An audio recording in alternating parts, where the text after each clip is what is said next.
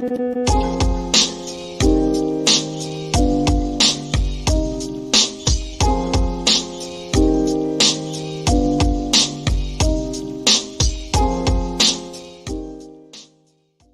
will put the Department of Justice of the United States back in the business of justice. We will double the Civil Rights Division and direct law enforcement to counter this extremism.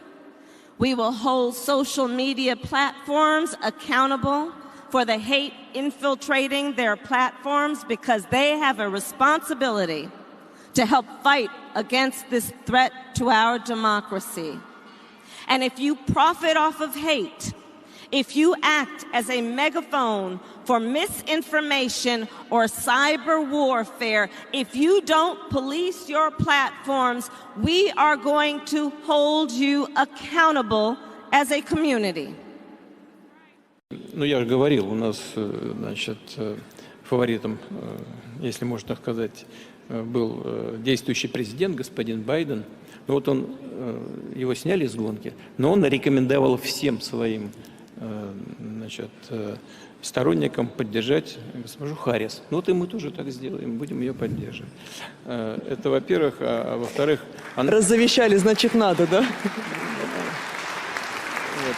А во-вторых, она так выразительно и заразительно смеется, что это говорит о том, что у нее все хорошо. She has such an expressive, infectious laugh. That, my friend, is Soviet sarcasm at its best. That's called a troll. A perfect troll. Wow. He loves her. Oh, yeah, he does. Yeah. Oh, yeah. I mean, what could go wrong if she was president? From his point of view, I mean, it's already freaking haywire, the damage that Biden has done to his culture and to his people. What could possibly make it worse? You know, I mean, it's already on 10. Oh, yeah. Oh, yeah. But I thought that would go with the thumbnail. You know, we had Comrade Kamala on the thumbnail. So, you know, we could show how she's being authoritarian with her own speech. Yeah. And then she has the love of, well, somebody else is kind of seen as an authoritarian by many. So. Well, he's an elected guy who's won election with an 86% approval rating. But nevertheless, the communists left that country, and I think in the late 80s, early 90s.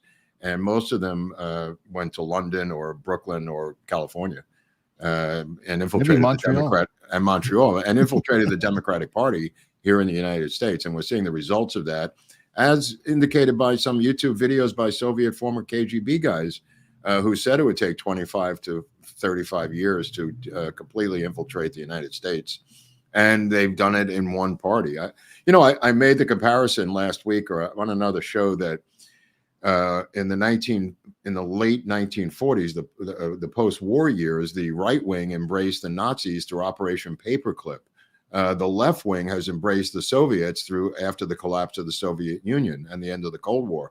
Kind of a bipolar situation. I don't mean bipolar, the disease. I mean showing the two ends of the parties being involved in the extremities of these two failed empires, if you want to put it that way.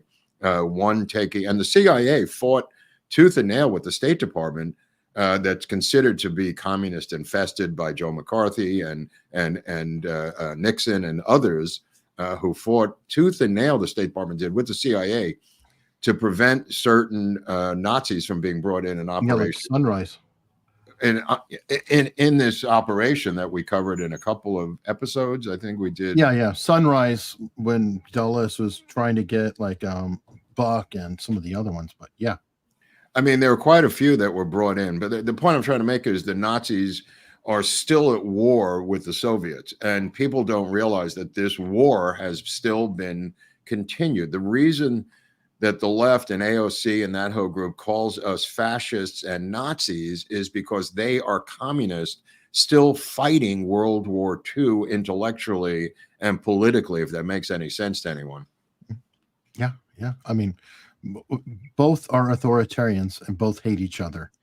Right. It's got to be their authority, not the other authority. Yeah, no, absolutely. I mean, there is a vast middle in between, but what I'm saying is she now sounds like an ex-Soviet apparatchik, and he is running one of the largest democratic Christian nations in the world, that being Russia, whether people like it or not.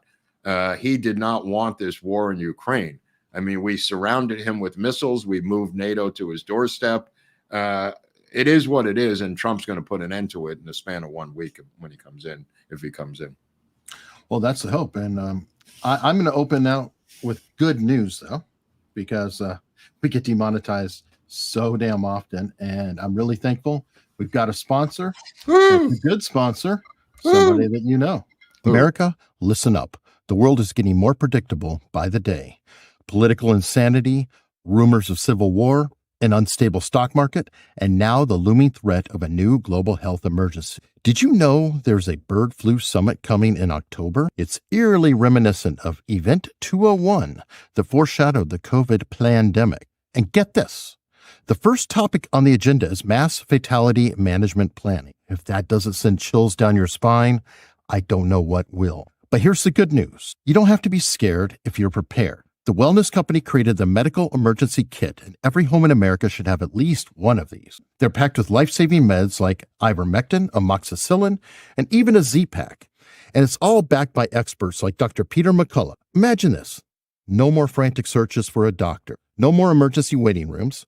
Just a few clicks, and this kit is delivered to your front door. In times like these, having your medical emergency kit is not just a luxury, it's a necessity. Protect your family by preparing now. Head over to twc.health/Eric and use the code AUS to save $30. Don't wait until it's too late. Act now, take control, and ensure you're protected against whatever comes next. That's twc.health/Eric and use the code AUS to save $30 plus free shipping right now. And look at that. Mark already had one of these. I'm not taking any chances, Hunley. I've had this for the past year. This is a great company. It's a great product. You could travel with your meds. The meds that are in there are hard to get. They're going to cut us off. They did cut us off. The Z-Pack alone is worth it, because if you're sick, who the hell wants to go to the doctor? I mean, that for me, that's really the deal breaker. I mean, you're dying in bed with whatever the F you have. And the doctor says, yeah, you got to come in. I'll give you a prescription. Really? You're going to get in your car and drive to the doctor? Give me a break. So anyway, you get it all here in this one container. It's a nice package that it comes in, this little plastic thing, which is kind of nice. And everything's inside for the apocalypse. So if you're the last man on earth, you may need this to survive so you could procreate when you find the last woman on earth. If she is indeed a woman, I think you'll be able to identify that pretty quickly when you're the last man on earth. So Hunley's got a good thing here, but I feel that everyone out there should have this and keep it stocked and take it with you in your car, wherever the hell you're going, because who knows what the hell's going to happen in the next 6 months. You know, bird flu, any flu, Tommy flu, whatever it is, it's the antidote's in here, people. Yeah, I mean, well, look at things are dropping left and right now. You know some things are going to be happening. Oh, yeah. So Oh, yeah. We can't, that we can depend on.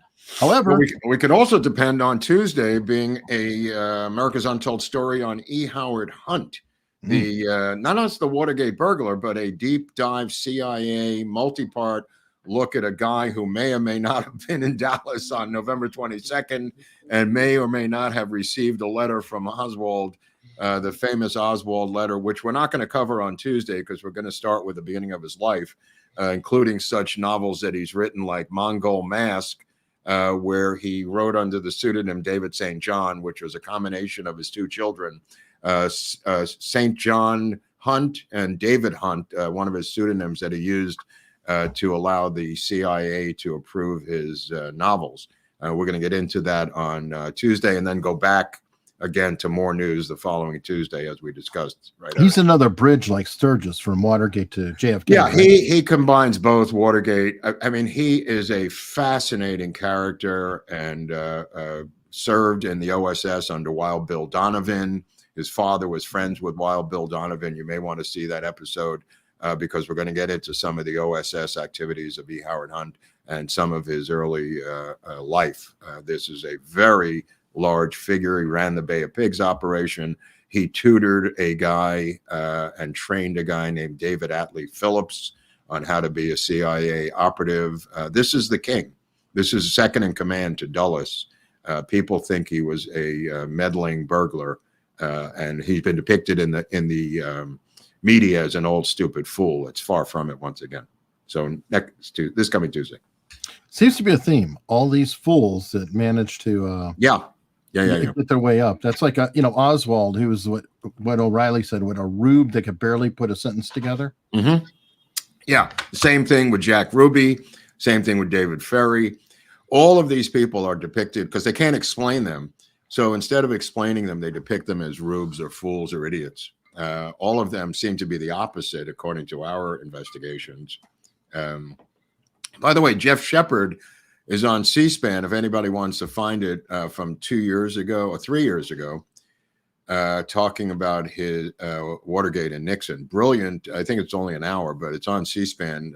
If you look around, I watched it last night. At the Nixon Library. That's, it's kind of a anniversary thing by Shepard, but he gives an incredible performance to a live audience there. All right. Well, while we're on the, tangentially JFK, new JFK film was discovered. Yeah, so they're not going to show you the footage. This is a money grab thing. There's a couple of I've seen these pieces of snippets before from the Stemmons Freeway. There's a couple other guys who have footage like this, about 20, 30 seconds. But you may want to show this. This is not the footage that they're selling, but go ahead. Yeah, this is early on. Yeah, this is the very beginning of the motorcade. That's why I can show it. Yeah, yeah. Otherwise, YouTube. Hey, how's it going? Hey, looks like a good day in Dallas. You can't say that Dallas doesn't love you, Mr. President. So this is, this is, I don't know what that is. Sorry. But this is footage that he took from the Stemmons Freeway. In other words, the guy doubled back. He had some motorcade footage at the beginning, and then he went to the Stemmons Freeway. And the footage that he has, I've seen from other people who filmed the same thing, of the car racing at 70 miles an hour to Parkland with Hill still hanging off the back with his shoe sticking out of the car. And Hill, of course, jumped on this thing, and his wife. I think there's another documentary coming out about Secret Service agent Hill this month. This is tied to it. Yeah, they've tied this to that. Boy, these people never seem to run out of ideas. I gotta tip my hat. And then this auction house is auctioning off this footage from the son of the guy, the truck driver who took this film footage, 8mm. And maybe we could review it when we get Grodin back on for part 2, hopefully in November. We're going to bring back Bob to talk about Marina Oswald and his relationship to her and some other random footage. And then we got Vince Palomar coming back when his book comes out, the Secret Service expert. There's a lot to talk with Vince about. For sure. Okay, well, I don't want to bury the big breaking story of the day. Yeah, go ahead. Yeah. This one here, I think, is significant. I think were you surprised? I was surprised, but not a surprise in the same way about the surprise. So I think what they're doing is this is too close to everything they're doing right now. The 18th is close to the debate. It's just too much. So they have pushed this back. They told Marchand to push it back to November 26th after the election. They can then survey the land, see where we are in terms of winning or losing the election, and have more time to deal with this. I think this is simply the deep state moving back the goalpost, so that there's just too much crap going on right now to deal with this. And I believe he will be incarcerated on November 26th. Also, if he was incarcerated on the 18th, he would be off the playing field, depending on the amount of sentence, but I estimated it to be till January 18th, which would be 2 days before the inauguration. However, I think even they thought this was a bridge too far right now because they have so many things they're dealing with that they simply punted to November 26th, where I believe they will incarcerate him, win or lose. If he wins, they're going to incarcerate him. And if he loses, they're going to incarcerate him. Both of them will be 6-month sentences, or either one of them, I believe, will be a 6-month sentence.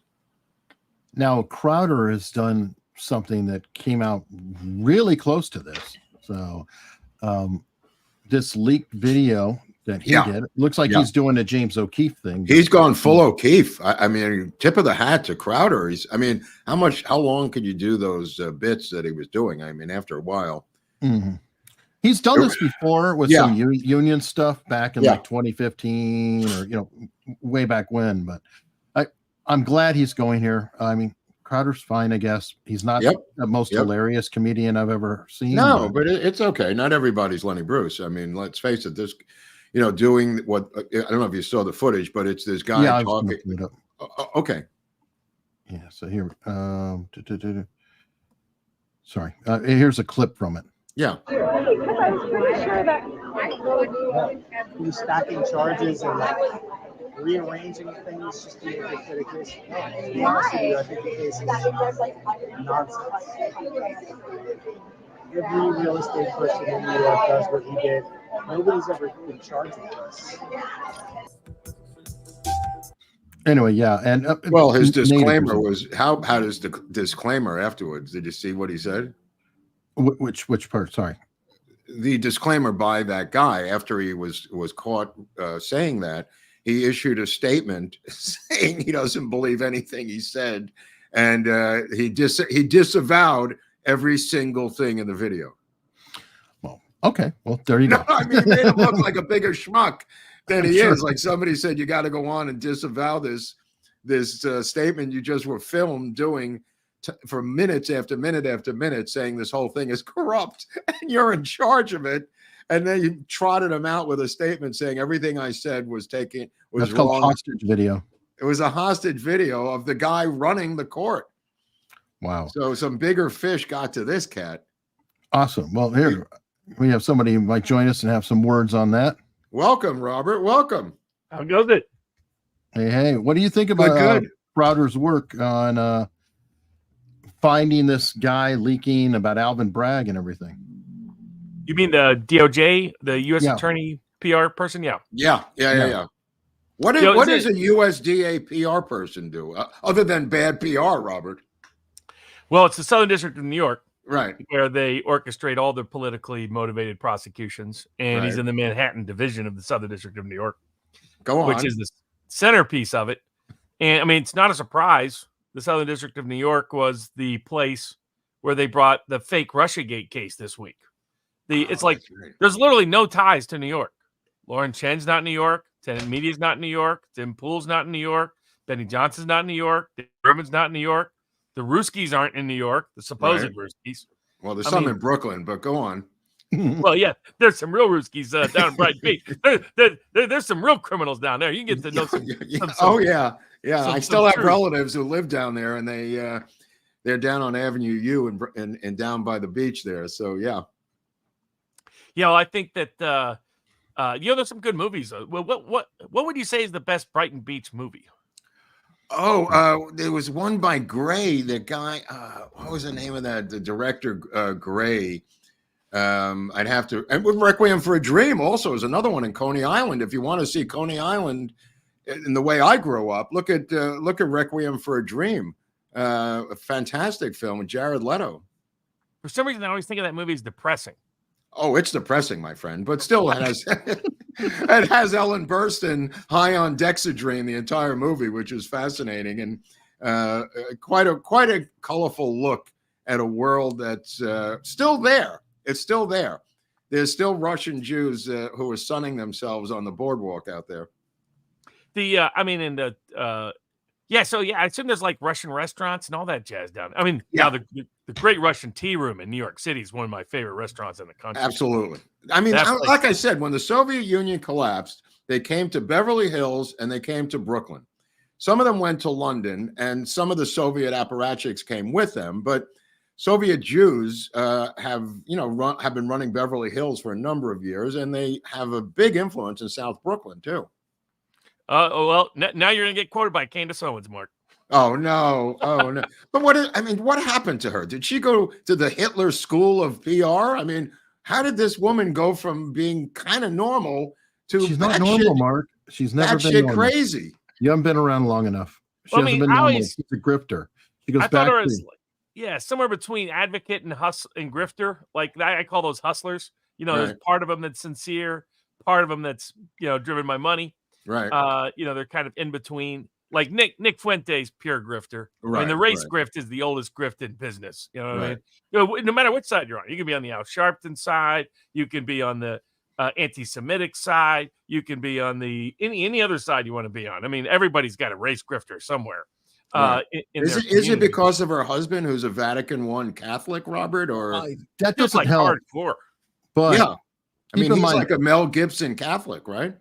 Yeah, as a whole. Hey, I'm Baptist, so I never trust the Catholics. But like Tucker's Catholic. You know what I mean? I mean, it's like so some of these like people who are very, put it this way, disproportionately, the ones who are at ease with certain kinds of criticism tend to be more Catholic than Jewish, in my experience. Hey, look, we all know that if it wasn't for the Catholic countries, there wouldn't have been any Holocaust, Robert.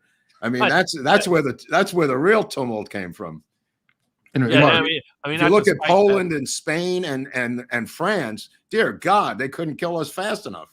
Yeah, all right, Mark, I don't know if you remember or looked into it. Candace Owens came on the scene. She created something called social autopsy. Social autopsy was a tool to dox people, and it was a very leftist-oriented tool to release information and get people in trouble. She supposedly was a victim of particular harassment or whatever. Right. Then she pivoted and she released this video where she was pretending to talk to her parents about coming out as a conservative, and she was called Red Pill Black at that time. And then Dave Rubin brought her on, and Dave Rubin's a known Jew, though, right? He is a known Jew, but here's the funny part: Dave Isn't Shapiro a Jew? I don't understand. How does she also a Jew, and Prager's a Jew, and all three of them were they deceived by this woman? I don't understand. Well, yes. You know what? Well, two other things there. You know what she was before that? What? Before she wanted to be an actress. She wanted to go make it in Hollywood. Oh, that's right. Of course. I mean, that's the whole backstory. She's Halle Berry on the right. Yes, exactly. Exactly. Right. She just didn't. I mean, Halle knew which Chicago people to hang out with, and she made it. Well, her dentist, I mean, that was her pimp. I mean, dude, I mean. What is it with the dentist? We've discussed it before. Let me tell you something. I'm obsessed with dentists. They are a part of a criminal enterprise in this country that gets away with freaking murder. They are totally under the radar, these criminals. They molest people. In Hollywood, they all commit their crimes at the dentist office. Yeah, everything's with dentists, bro. You do the money laundering at the dentist office. Yep. You bang the side chick at the dentist office. Absolutely. You do the side conspiracy, all of it. Dude, look at Seinfeld. He woke up with his pants open after being anesthetized at the dentist. And he unknown that he was part of a swinger operation while he was passed out. These are nefarious, evil people, dentists. Well, the other factor is there is a long hostility. I think some of it, Kevin Phillips tied it to urban politics, that competing for power in New York City and other places like that, between the African-American community and the Jewish community. I mean, why don't you ask Public Enemy about that? In that whole battle in the 90s, I remember that like it was yesterday, with Flavor Flav and everybody saying, they're stepping on our pain. The Jewish Holocaust is causing us pain because you're trying to outpain us or something. Yeah. Well, remember, Jesse Jackson, 1984. Yeah. Welcome to Hymietown. Jesus. Man. So, I think some of it's just competing for power within the civil rights movement, within the city of New York. It's either because New York is the classic example of this. Just like either the Irish get it or the Italians get it. Either the Jews get it or the blacks get it. Right. It's like who's going to get the hospital? Who's going to get the school? Who's going to get the jobs? Who's going to get the bridges? Well, that's fair. Every ethnic group rises to power at some point. Look how we got these people out of Minnesota. These some of these squad people, who have showed up to run things here.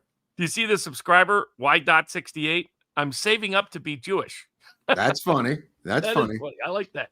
I finally had a victory on Twitter. They sent me a thing. I guess it must have been 6 months ago. I filed a thing, whatever, a complaint against somebody who had Hitler on his face page for Twitter. And he says, the Jews only do evil. as his motto, right? So Twitter said, "Hey, we agree with you. We suspended his account, the Hitler guy." I go, "Hey, thanks. Finally, Well, one I mean, victory." speaking of that, I mean, Tucker had Martyr Made, a guy I like. I think is interesting. I don't agree with him on a lot of stuff, but I don't get like. I'm not the biggest. Come person, on. But the issue with what is it like? My advice generally, okay, if you're anti-Israel, Yeah, don't suddenly start speculating about maybe Hitler wasn't the bad guy in World War II. right. Just say, I mean, when you combine the two, people aren't going to necessarily view your anti-Israeli view as a sincere geopolitical perspective. Hard to take seriously, you're saying. Yeah, it's and now I think his Jim Jones stuff is fascinating. The Jim Jones stuff, we knew about that already, though. That's kind of been beaten to death by 900 documentaries. He actually went back and listened to all the sermons, Right. all the tapes. Right. He did like a 32-hour podcast series. Yeah. And I thought I found some insights there. In the Yeah. sense No, you're right. You're right. how utopianism can go AWOL. Yeah. But it's like, how do you bridge from that to maybe it wasn't all the Germans' fault?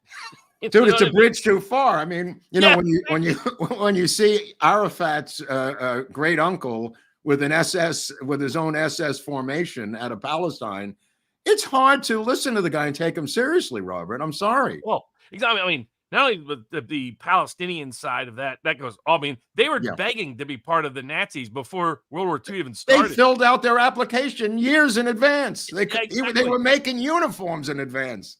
But it's like. I mean, it's also, there's a great YouTube historian guy called, I think it's Tick History, T-I-K History. Have you ever seen that, Eric? I haven't. No, I think I've heard of it. All this, he's really done like massive deep dives in World War II. But he does a great job not only explaining, Hitler was a socialist, but explaining how Hitler's theories of the economy guaranteed that he was going to wage war on the world. That because he believed that in scarcity, and so he thought they had to conquer the East. Hitler's only complaint with Britain getting involved was he wanted to delay taking over Britain for 5 years, not that he that he sincerely wanted peace in the East. Just insane. How did the guy? I don't understand how he got from point A to point B. Well, you know where a lot of this stems from. It stems from a lot of Germans in World War II in America, who had mixed feelings about the fact that it was their old home country that was subject to the war, and like Pat Buchanan was subject to a good bit of this. A lot of historical revisionism where they came back and they said, well, really, we were against the communists. So, maybe. Dude, I love Buchanan, but he was wrong about the Nazi stuff. And I love Pat Buchanan, but he is so far off on the Jewish question in Nazi Germany. It's my view is this is what Ken Phillips said. He said he thought it was an attempt to exculpate their German ancestors and relatives. Could be. Or they're like, well, at least we were anti-communist, and we should have stayed that line of logic. Yeah, I love the stuff about the minorities flooding the Middle Eastern flooding into Europe, and how Angela Merkel was trying to keep power and keep the Green Party off her back. And there's a lot of information that he has on that thing that seems very accurate. Yeah, it's kind of. I mean, I'll give Tucker credit for putting on anybody, I guess, at this point. But it's dude, that's how it happens. When you have your own show, you are, and I've said this before, if you don't have a team like you and Viva or something, the solo host ends up having to put on, by accident or on purpose, at some point, sketchy spook guests. Because they're waiting, right, Robert? Felix Rodriguez. Of course. I mean, you're talking about one of the biggest spooks ever. Yes. And he had him on like a regular guy, and I'm like, you can't have him on as a regular guy. People of all time. I mean, I get he brags about whacking Che, which of course they didn't want to have happen because it was predicted inside the State Department. There's a great memo. This guy writes to LBJ saying whacking Che is going to backfire because Castro is going to make him the martyr for revolution for the next 50 years. And of course, that's exactly what Castro did. One of his better speeches. Usually he just speaks and speaks and speaks for like 8 hours. But one of his better speeches from just a speech purpose, not the moral purpose, was let them be like Che, let them be like Che, let them be like all that jazz. And then they gave up and forfeited their trademark claims in order to make that photograph. Anybody could copy it anywhere in the world. That was brilliant. That was smart. Yeah, those are two genius moves. Of course, it's nothing compared to Eric, have you heard about what Megan Fox is talking about? That now if you use certain people's images in your thumbnails, that they're going to sue you. They're suing a bunch of the Law 2 people, like DUI guy, a bunch of those people. Wow. She's Is this the tied to the what are the Hales case? Yeah, I don't know, some whack job in Florida. Yeah, that's the Hales case with DUI guy. He's buddies with him, Nathan Hales. It's a dispute between Hales and a neighbor that has spun forward. I doubt that. I mean, seriously, Barnes, do you think that lawsuit's going to go anywhere or die quickly on the vine? Well, initially they got a crazy judge assigned to it who was happy to grant them anything they wanted. They got that judge DQ'd on appeal. But I was like, what a crazy new theory that you can't use somebody's image or your boo. It's like the inverse crazy version of what they're trying to do to Alex Jones. I know you've seen what they're trying to do to Jones in the bankruptcy court. Right. That they own his right of publicity so that they own his image and name for forever. They want to claim, so they want to be able to, in Alex Jones's own name, like have him endorse. My view is legally that's an inalienable right. You can license it, but you can't sell it. But this goes all the way back. There's a few bad cases. You know where they stem from? Well, I can only point out the Cult Awareness Network in New York, which was run by a bunch of Orthodox Jews, and they were very effective. They had files on every cult in the world, and they were in Midtown Manhattan. They got sued by Scientology. They didn't have any pockets. They lost the case. Scientology literally took over their physical office and their phones and their files and would answer the phone saying, Cult Awareness Network, and it was Scientology. So if you had any questions about Scientology, they would just direct you to, to the e-meter and have a great day. But they would denounce any other cult. So they physically took over the phones in that office by the court, through the court. Well, actually, that's where some of the bad case law in this came from way back, 1940s, 1950s.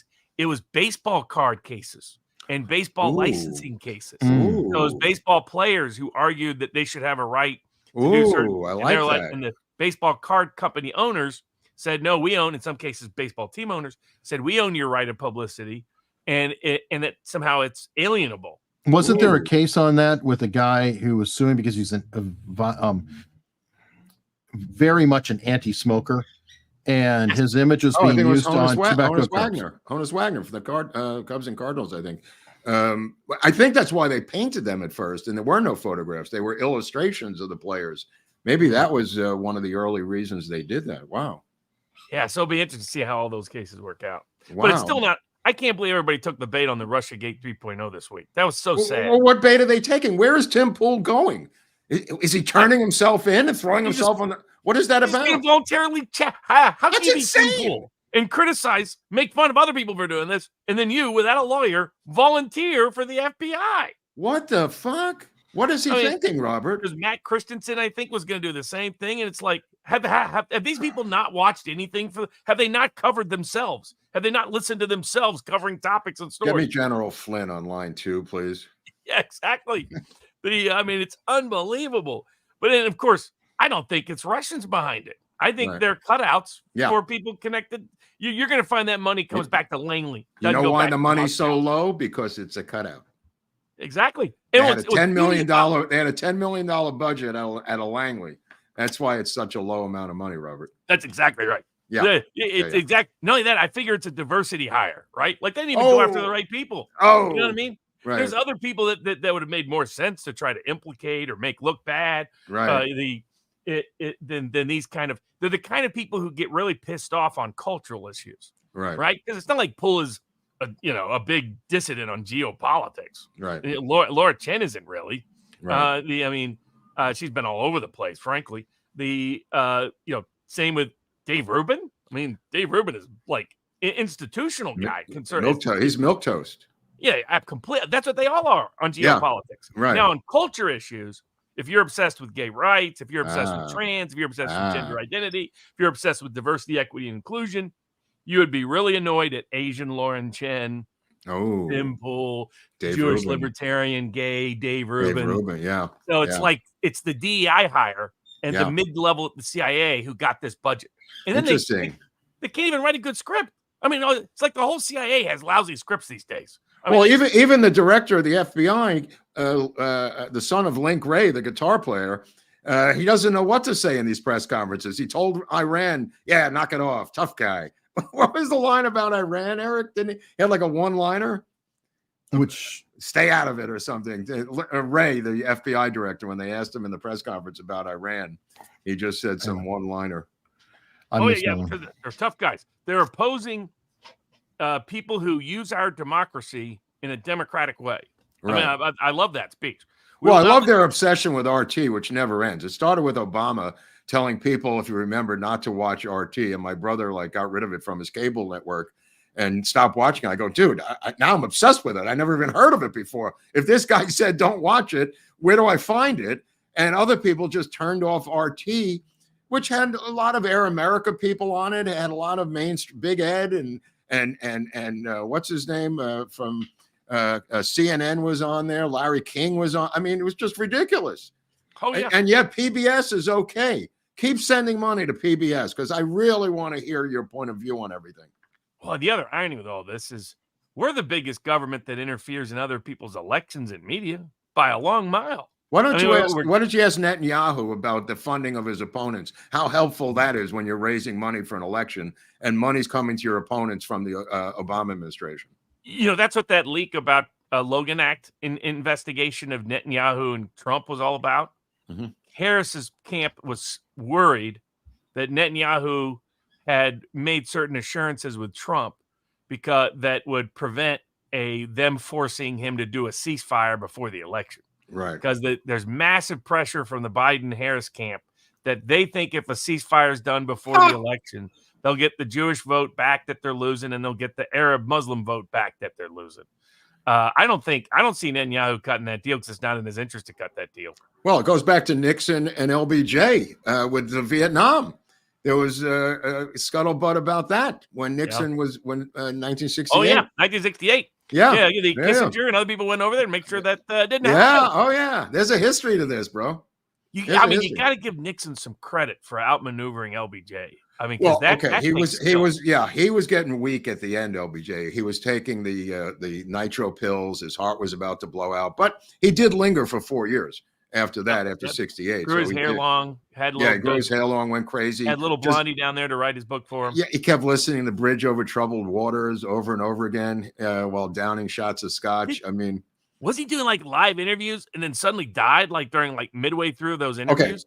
Okay. He was actually listening to Bridge Over Troubled Waters and he had it repeating over and over and over again. Then he has the heart attack. He was drinking heavily and smoking heavily at the end, but he did have cabinet meetings with his Mexican ranch hands. He thought this was his real cabinet. I think McGovern showed up for an endorsement and he thought he was the ambassador to Germany. So he was gone. The last 2 years, he was totally gone. Unlike the current guy who's still in there, who's gone. I mean, you talk about they will hold on to power until you're Dianne Feinstein and they're just wheeling you out on a gurney. You know what I mean, Robert? Normal people say, I want to be with my grandchildren. I'm just going to retire now. Not these people. I don't care about my freaking grandchildren. Oh, yeah. You made something pop in my head that there are claims that certain people have been with their children that already too much. But anyway, moving on. Right. Yeah. Well, no, that his grandchild, he don't want anything to do with. It's like the old 1890s slogan, Ma, where's my pa? Gone to the White House. Ha, ha, ha. All the bastard kids, that presidential candidate. Yeah. But he doesn't want to take credit for the grandkids. I mean, I'll give Hunter credit. I mean, that went right to script.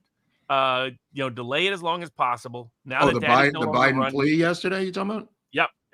So, well, I mean, they did try to they do. What is that thing called when you say Alfred plea? The Alfred plea. Thank you. They did try an Alfred Hail Mary, didn't they, Robert? Right. Well, and what it is an Alfred plea is you accept the verdict. Yeah. You no longer contest the verdict, but for factual purposes, you do not admit the underlying facts for guilt. Very tough. What is the difference between an Alfred plea and no loco contendere? It's similar. It's very similar in terms of how it's treated. Alfred just refers to the Supreme Court case of could you plead guilty? Is that an acceptable guilty plea? Its only utility is as to subsequent civil cases. It's not a factual finding of guilt but there are no analogous civil cases here, so it doesn't mean anything. Right. This is all to clear the field for the sentencing, which would be in December, so he could be pardoned on the way out. Yeah, and Just it's a timing issue, really, Robert. Yeah, right? and make sure the trial didn't have any embarrassing evidence. Well, that's the next couple of major weeks. thing, because they could have gotten through discovery very I mean, it's kind of like the drug dealer not paying his taxes because he couldn't report that he was a major drug dealer. Mm-hmm. Right. And now the IRS says, where'd you get all this money? He says, well, I'm a drug dealer. I just couldn't report it because it was illegal activity. I mean, I know drug dealers who actually reported their income. What's interesting is the timing of this. It's like both in Trump's cases, they put everything now right after the election. Well, I was just on Emerald talking about that, and I just think they moved the goalpost because there's too much shit going on right now. And, go ahead. Well, I mean, yeah, my take, the reason I thought so is they want to continue to smear him with both cases. Yeah. But don't want the Supreme Court or a higher court to step in and say they're wrong. Yeah. And they would risk that if they moved things forward, and have seen everything backfire. They don't think actually sentencing him or imprisoning him would net benefit them right now. 8 days after the debate? I mean, come on, you're right. Yeah. I mean, there's just too much crap going on, right? You have a debate with a chick, and 8 days later, you're in Rikers? Oh! You think she'll show up, or do you think she might no-go of this? You know what? I'm 50-50 on it now, because I can't visualize it. Like I can't visualize her in the press conference, a raucous press conference where people, like we've seen a million times with presidential candidates. Can you imagine her with people yelling questions at her in a raucous, free-form press conference? I can't see it in my mind now. I'm not remembering her doing this. I mean, her office, she was the dumbest lawyer I've ever dealt with in court. She was the attorney general opposite a couple of cases I had. And her whole office hated her. I mean, even though they were ideologically all aligned, everybody literally hated her. Well, hate is hate. It doesn't have to have ideology, Oh, exactly. Because she's like, what is this? I think what they're not getting is she's deeply insecure at a unique level. Like she's not insecure in a way that translates into psychopathology like LBJ. Right. It's more the kind of insecurity that's kind of like Biden to a degree, but she's fragile. That's the word. Well, she's also a giggly girl who I think has stunted emotional growth, that she may be frozen at the age of 17 emotionally. Yep. And that's what is demonstrated by that giggly thing psychologically. Yep. I mean, it's amazing. I mean, credit to Willie Brown. I think it's why Willie Brown promoted her. Same reason that Roger Ailes promoted Sean Hannity, because he wanted to say, look at this idiot. I made this guy world famous and a lot of money. And no one was going to sit there and say, "Oh, that's Hannity being skilled." Not if you. Well, I mean, Ailes also promoted bimbos over there that were the blonde version of Kamala Harris. Oh, no kidding, they're everywhere. Yeah. When I would go over to Fox, I was like, "This is for real." It's like Playboy magazine over there with people with clothes on. Blonde. The only other place I saw that many blondes. Now, Steve Wynn, his favorite were brunettes. So everybody to win brunette. But the CIA. There's all this stuff about the CIA, all young blondes. Right. That is absolutely true. By the way, this guy Cooper, not to be harsh on the guy, but the guy has spook written all over him. I mean, no. Anderson Cooper, we know. There's other Daryl Cooper. This guy is overseas. He's got times to read books. I mean, this guy's Condor. He's Robert Redford in 3 Days of the Condor. What does Condor say? I read books. That's what this guy kept saying on Tucker the other day. I read books. Look, I read books all the time too. But again, it's this guy. He's either spook or spook adjacent. Well, Robert. I mean, the CIA was always, even though they were attendant with wanting to get us involved in the war with Churchill, they always were much more Nazi aligned than anything else. Right. I mean, that's what people forget. CIA was so waspish. The way it was. Yeah, I said that at the beginning because Operation Paperclip was the Republican right-wing version of the Soviet embracement of the Democratic Party here. The two extremes of both parties have continued this war, which I think continues, of the Soviets versus the Nazis. And they keep re-scripting it over. Yes. It's just wild to me. That's why the Jews are back in play, bro. Right, exactly. Right. Yeah. I mean, like someone who said, when you grew up, you were either a Zionist or a Bolshevik. In 1917, you had to pick one. Right. If you were a Jew, I mean, as a yeah. That and it's the way they combine. Like, it was clear that he seemed to really think, or was suggesting, that Churchill's motivation was Jews. That's insane. That's totally insane. It ignores how anti-Semitic so much of the British elite was. Right. I mean, right. the anti-Semitism of the German professional class Right. paled, frankly, compared to the anti-Semitism of the British. Well, he seems to think anti-Semitism is some theoretical cover blanket story that is not really damaging to anyone. It's just a theory. It's just a thing floating around. Just go back and read the Yale stuff from the 20s and 30s. I mean, it's the only group the Ivy League went out of their way to keep out of campus. Well, my favorite story, we did a thing on Jonas Salk versus Albert Sabin and the race for the cure for polio. But when Salk gets the cure for polio and he builds the Salk Institute down at La Jolla, he opens it up for all the great scientific minds of the world to come to study for cancer cures and everything else. And then he says, I got to get a house. So he goes to buy a house in La Jolla and he finds out it's restricted, the entire city, and no Jews are allowed to live in La Jolla. This is 1969. You know what I mean? And he had to go before the city council, and La Jolla embarrassingly changed their edict about no Jews in La Jolla. Well, I mean, wasn't Trump's Mar-a-Lago the first one in Palm Beach to allow Jews to play at a golf club? And now they want to shut them down. Yeah, exactly. Which is amazing. So yeah, I mean, it's a wild. Okay, so let's talk about the ballot, because now RFK is off the ballot in Michigan and North Carolina, Robert. And he publicly came out and he's scrapping going for 5%. I saw that. Okay, let me just stop here for a second. Is the Unity Party a party or an idea? Really, it's an idea. Okay, all right. It's an idea with policy goals. Shared policy objectives. So the 5%, just explain to the audience at home what the 5% meant in terms of money. Oh, right. That if you get 5% of the vote, then it triggers automatic ballot access in a bunch of states. You get matching funds, whatever for 2028 for the next. For the next presidential election. Right. So that's why the Reform Party, for example, is still on the ballot in some states and so forth. Libertarians. But this was Nader's goal in 2000, was to get 5%. The Green Party could match, so on and so forth. And I think he was still exploring that. And then the Democrats, they went from suing him to get him off the ballot to suing him to get on the ballot. It's insane, dude. It's just so obviously they don't care about transparency anymore. They just, this is just full on. Go fuck yourself. We'll do whatever we want to win this election. Appellate courts, Democratic appellate courts, were embarrassed. They're confused. They're confused. They're like, well, we just said last week he can't be on the ballot. Now we're telling him now we have to look at it from their point of view. The appellate judge goes, "Oh my God, how am I getting out of this one?" Exactly. I mean, it was just too embarrassing. So that's why he's off in Michigan and North Carolina. And now that he's got I thought he was going to have to get to this point anyway, because it was going to get too confusing. And he's worked with Trump he's going to campaign in all the swing states throughout the fall. By the way, the New York Times, for what it's worth, has a long article about the machinations of the deal between Trump and Kennedy. You might want to take a look at that. It seems to be a lot of truth in it and a lot of sourcing. But it advanced, and there were setbacks, and it advanced, and there were setbacks. It took months. But one of the setbacks was Bobby's nitwit kid, Bobby III, filming him talking to Trump on the phone.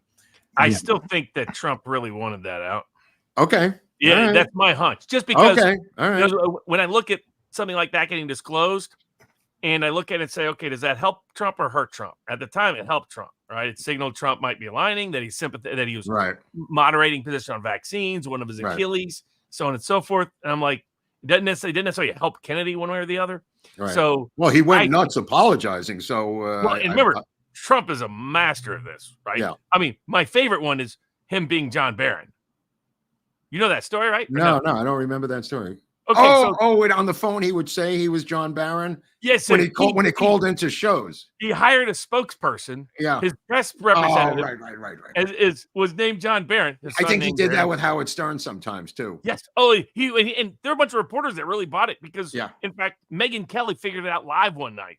Right. Was that Trump leaked this? This is a Trump tape, because you listen to the Barron voice, you can tell it's Trump just slightly changed.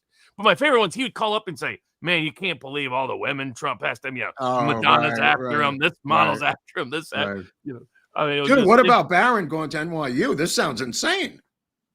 Oh, I didn't hear that. He just reported last night. Yeah, they just reported he enrolled in NYU, and the people there are going, "I want to be his friend. No, I want to kill him. No, I'm going to beat him up. No, I love him." I mean, Well, it's can you just like, imagine a Secret Service detail following you around everywhere at college? Because dude, it's great to pick up chicks. If he goes there with if he rolls into NYU and has a Secret Service thing and he's 6'11" or whatever the hell he is, that guy's going to score.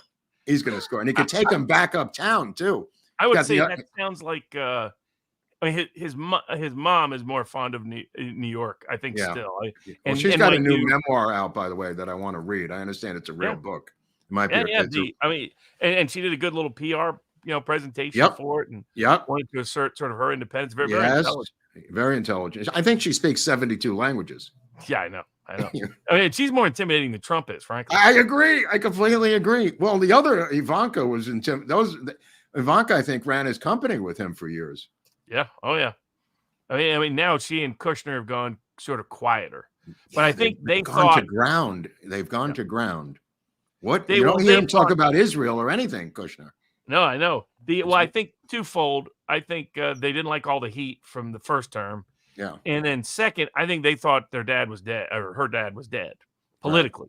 Politically. And yeah. I think they're a little surprised at how much he is bounced back. Well, let me ask This something. is- If Matthew Crooks was more accurate and he succeeded in his mission, would we have two Indian women running against each other for the presidency of the United States? Would Nikki Haley had legal rights to her delegates and been? Yeah. Okay. Could you I think imagine? that's what the plan was. Yeah, Now, I know yeah. you went up and looked at it, Eric. I'm still suspect that just the official narrative. I'm still not buying. So now, what's the possibility of a second shooter? I think remote. Very Remote remote. at best. I really, there were some people who are peddling that, but I was up there not only by myself, but I took the drone up there. I had Lynn up there, Too many physically looking at the eyewitnesses, site. Too wide open. What about like the window in the building behind? That seemed the most plausible. If you Small look, they would have to aperture. lean out the window and shoot small sideways. Aperture. So they really were depending on that guy to do it? Well, if you look at my Well, local I mean, he barns, almost did it. I have I mean, drone footage. Well, Yeah. I don't think it matters. Yeah. How do I put it? Immediately after they did this, right? The Secret Service said, "Hey, we can't protect them. No more rallies." I personally think my analogy might be weak. Is it's like I'm a bitter employee at a grocery store. I don't clean up that mop spill. Let's just go see what happens. I could just sit there letting them say, "Okay, oh, that's interesting. Oh, I wonder what he's doing." And you just let it roll. Now, unless maybe he was really specially trained then. Like, I mean, the guy disappeared for long periods of time. Could be. Now, what do you think about the theories that it's not him? That It's not was Crooks? somebody else up there. Well, how about just going and That's interviewing his parents? How about having anybody in the goddamn media knock on that door and saying, "Listen, you fat fuck, I'd like to ask you a couple of questions." Well, you know how that might happen is there's people that were injured, of course. There's the family of the man who Thank died, you. and then Thank there's you. the guy who was shot. State Right. investigation. Yeah, you They have a could murder sue. trial. Yes. Well, they could legally sue the Great. estate, I figure they would. and figure they through would. suing the estate, get discovery. Well, they By the- lawyered up with an expensive firm in Pittsburgh, Robert. Which Somebody's is interesting paying- too. It's very interesting. Somebody's paying their freight. Yeah, Those that's the people other are not laying out in that town in that That house. was a giveaway with Seth Rich. How did Seth Rich's family have all these high-end big corporate lawyers suddenly Oh representing? my God, that was so obvious. That was so completely obvious. Wait, Ridiculous. what do you think the approach was to his family? I mean, well, we're completely bereaved, and we'd like to help you have your moment of privacy In and keep peace. away the mad dogs of Republican reporters and Fox and everything else, and protect you. That was the opening, and then or maybe one of the and Hillary wants you to know she's really looking out for you. mhm. There was a story that there was a sheriff back in my hometown years ago thought someone was going to rat on him, so he sent some local cops over for their protection. Wow. And just let them know we're here to keep an eye on you. Make sure everything goes okay. Let's yeah, talk. I mean- I want to talk to you about Pennsylvania because I think all roads lead to Pennsylvania, Robert. Yeah. Election wise, and it's not looking good for Harris. And they seem to be shoring up some of these blue states and Michigan too. Michigan, now in Michigan. But I think everything ends up in the big steal in Philly, and all roads are leading to Philadelphia. All roads are leading to Pennsylvania. Is this a make or break state for Kamala Harris, electoral college wise? Oh, yes. All analysis points to that. Yeah. By the way, random thought in my head. What if they try to do the like, what if it's modern technology of some sort that's like the movie Sniper? Remember, it's like not an actual guy. It's these remote operating gun thing. Just a hypothesis to throw out. Or what about the planes, which both had to be brought down within a couple of weeks? Oh, the airplanes. Oh, Robert. yeah. The airplane. That's true. Yeah, Both that's one of the plane and oldest president. methods in political history is airplanes. Well, my favorite one is still the Ron Brown one. Oh, I mean, Ron Brown. Of course. So where was he going? Was he going to Bosnia? Yeah. Why was he going to Bosnia? For a commerce trip to a war-torn region. I don't want to go. I really don't want to go. I think he knew what the deal is. Because remember what he was threatening Clinton with is his son was going to be dragged in. And he's like, I'm not going to let my son get dragged in. And I think Clinton's solution was, why don't you take a special plane ride? Right. Like the scene from Godfather, is it 1 or 2? Where they go to him and say, hey, rather than rat out people, why don't you, do this or that? Oh, right. Yeah. In prison, cut your wrists. Yes, exactly. Yeah. It was almost like Ron Brown had to know what he was going to. He's like, Ron Brown was how about Dolores Hunt, E. Howard Hunt's wife in Chicago in that flaming crash? $10,000. She's the paymaster for all the Watergate burglars. She ends up with $10,000 in her purse, and Hunt goes over and right before she gets on the plane tells her, don't forget the life insurance. And he settles out for $250,000 within a couple of months. And then goes in and gets her jewelry and says, oh yeah, that's my wife's bracelet. And they give him the jewelry from his wife. The $10,000 burned up, unfortunately, but there was $10,000 in her pocketbook. Well, it's like, there's still suspicions about some of the 9/11 planes. Yeah. Like there was people that were in like difficult divorce situations, high profile people whose wives were on those planes, but they weren't on those planes. All of a sudden, all problems solved. Same thing with the TWA 800. I mean, that's not a flight you want to get on. There's a lawsuit still pending related to that? Yes, absolutely. In fact, apparently they're having issues with their lawyers. They reached out and they wanted me to help, see if I could help. To get a settlement fund. Talking about. Oh no, there's some ongoing case. Right. But I'm saying they want a settlement. Oh, they want to go to trial. Oh, that's weird. Okay. Well, I guess the negotiations lasted 20 years and they broke down. No, it wasn't that the one where Pierre Salinger came out and it was was shot down by a missile. Yes. Now, my favorite Pierre Salinger line is late 1960s. He came back with a bunch of cigars from Cuba, and they took him when he came through the customs. Right. And he's like, how are you going to get rid of those? He goes, I bet you're going to do it by destruction one by one. Yes, one by one. Smoking them one at a time.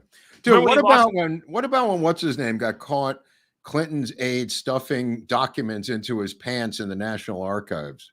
Oh, yeah. By the way, that guy ended up like number 2 at the DOJ under Biden. Yeah. Under under Barack Obama. I think it's congressman, by the way. Do you know this guy, Tim Burkett, the congressman from Tennessee?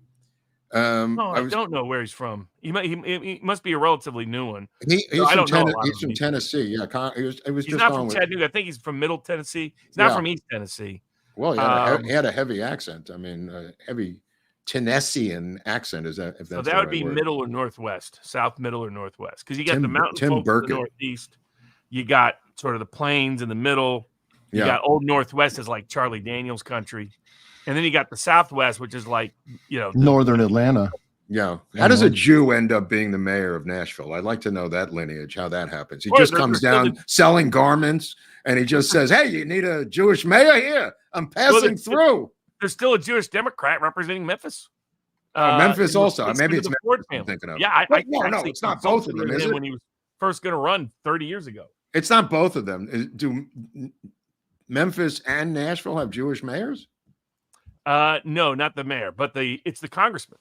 Oh, the congressman from Memphis, and then the mayor. There's a decent. Remember Keith Farver was Jewish. He's from my hometown, Chattanooga. Well, it's because of textile mills that the Jews ran back even going back to the Civil War. They had massive textile mills down there in the South. Yeah. To make textiles. I remember when a friend of mine who was Catholic told me when I was 16. I was like, "Oh, what religion are you?" She's Catholic, and I was like, "Is that Christian?" And That's how Baptist I grew up. Right. Inside the Pope's hat, you found 666. You know, we No, no. Have you ever seen the little religious tracks? You know those? Have you ever seen those? Yeah. They're like this. Have you ever seen those, Eric? Little religious. Yeah, like they're almost like bubblegum, like bazooka like style, but it's mini comic books almost. I love those. Well, Lenny Bruce famously said, "Can't we all get along with the beautiful Italians, the wonderful Catholics, the intelligent Germans, and the Swiss? Can't we all just get along and together beat up the Polacks?" Harmony. Wow. All right, so where are we now? We've got 50 days till the election. Yeah. What could possibly go wrong, Robert, from here on out? I mean, early voting starts in a couple hours in some places. I think Trump's in excellent shape. Yeah. I think it's the down-ballot Republicans that are in difficult shape because they're not embracing. Tell Steve Garvey about Adam Schiff out here running for Senate. He's 33 points behind Adam Schiff because he refused to embrace Donald Trump. We got a guy here, Hochman, who's going to walk into the DA's office, replacing Gascon, who's endorsed Kamala Harris, and nobody could figure out the reason other than what Eric said, that he got a call from Bush and said, "You're going to endorse Kamala Harris." I mean, this is the craziest political move by this guy, Nate Hochman, who we had on the show a few weeks ago. Yeah, I got a long history with Hochman. Oh, thank you. We want to hear. Tell us. That's when you invited me on. I was like, that might be an uncomfortable interview. No. Yeah, I helped sink his opportunities to become a federal judge. No. Hochman and Rosenstein. Yeah. Rod Rosenstein were running DOJ tax together between 2004 and 2008. Correct. So Hochman's star case that was supposed to make him a star tax lawyer across the country, his father was famous, was the Wesley Snipes case. No. And he was so embittered at the result of that. There was all these conferences. He was supposed to sit on these panels with us after the case. He canceled on all the panels after the verdict came down. Wow. So he was deeply embittered. You know, and we were at war for like 3-4 years. We won a bunch of cases during that time frame against his office. And so then later on, years forward, we're kind of competing, not entirely, but he's trying to do the criminal tax thing in LA.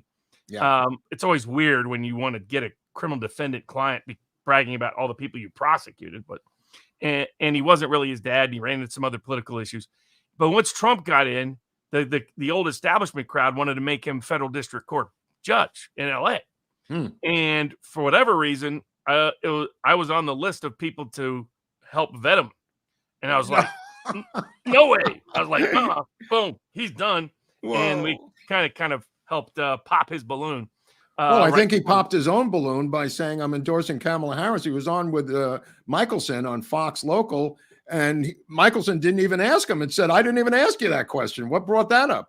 He had no explanation. All of a sudden he says, "I'm endorsing." He says, "If it's a choice between a prosecutor and a felon, I'm always going to side with the prosecutor." I don't know. He just unnecessarily antagonized Trump world. I get he's desperate to get back in the game. He's in the game. Gascon's not even running. He's going to walk in, Robert. Yep. And it's but he's always been a corrupt establishment guy. Oh, so Jesus the difference Christ. is he won't be crazy like Gascon. Right. But he'll be actually even more corrupt than Gascon. No. I think that was his problem. I was like, you can be crazy and be a big city prosecutor as long as you politically protect the right people. Right. And he didn't have that sense to him, just like the San Fran guy did. Right. So they were just so crazy that they didn't know how to be like Letitia James in New York, right? Wow. I mean, Letitia James knows that she's crazy, targets people for political purposes, but she knows to leave the right people alone in New York State. So he's another one of these. Yeah, this is this is my favorite meme. Yeah, that was good. Right. Dude, you gotta love that. I've never seen them in the room at the same time. No, it's the same person. No, it is the same person. That's ridiculous. Cheney commanded a naval fleet back in 1996. I mean, obviously, it's the same person. Well, I mean, you look at like Pennsylvania. If they would just be smart, I got the Amos Miller case that's going to go up to oral argument before the Commonwealth Court that's busy trying to fix the election as we speak. Yeah, I noticed that this morning too. Yeah. Yeah, they keep issuing. And by the way, there's no bad mail-in ballot in the world, according to that court. And it's the same judge that's the decisive judge on every single panel. Wow. And it's the judge who illegally imprisoned the 2 farm workers I represented earlier this year. So it's the same partisan. You can't make this up. And so I've been telling people in Pennsylvania, Trump camp, elsewhere, but particularly down ballot Republicans, people running for attorney general in Pennsylvania, state house, state senate, United States Senate, Dave McCormick. It's like we've polled it. I polled it with Richard Barris. These issues about food freedom and medical freedom, political freedom, financial freedom, they're real popular with these working class, minority, millennial, Zoomers kind of people who they want to buy food from the farmer's market, not just the corporate farm place. Right. They don't want to be, they were the biggest victims of the vaccine mandates, so on and so forth.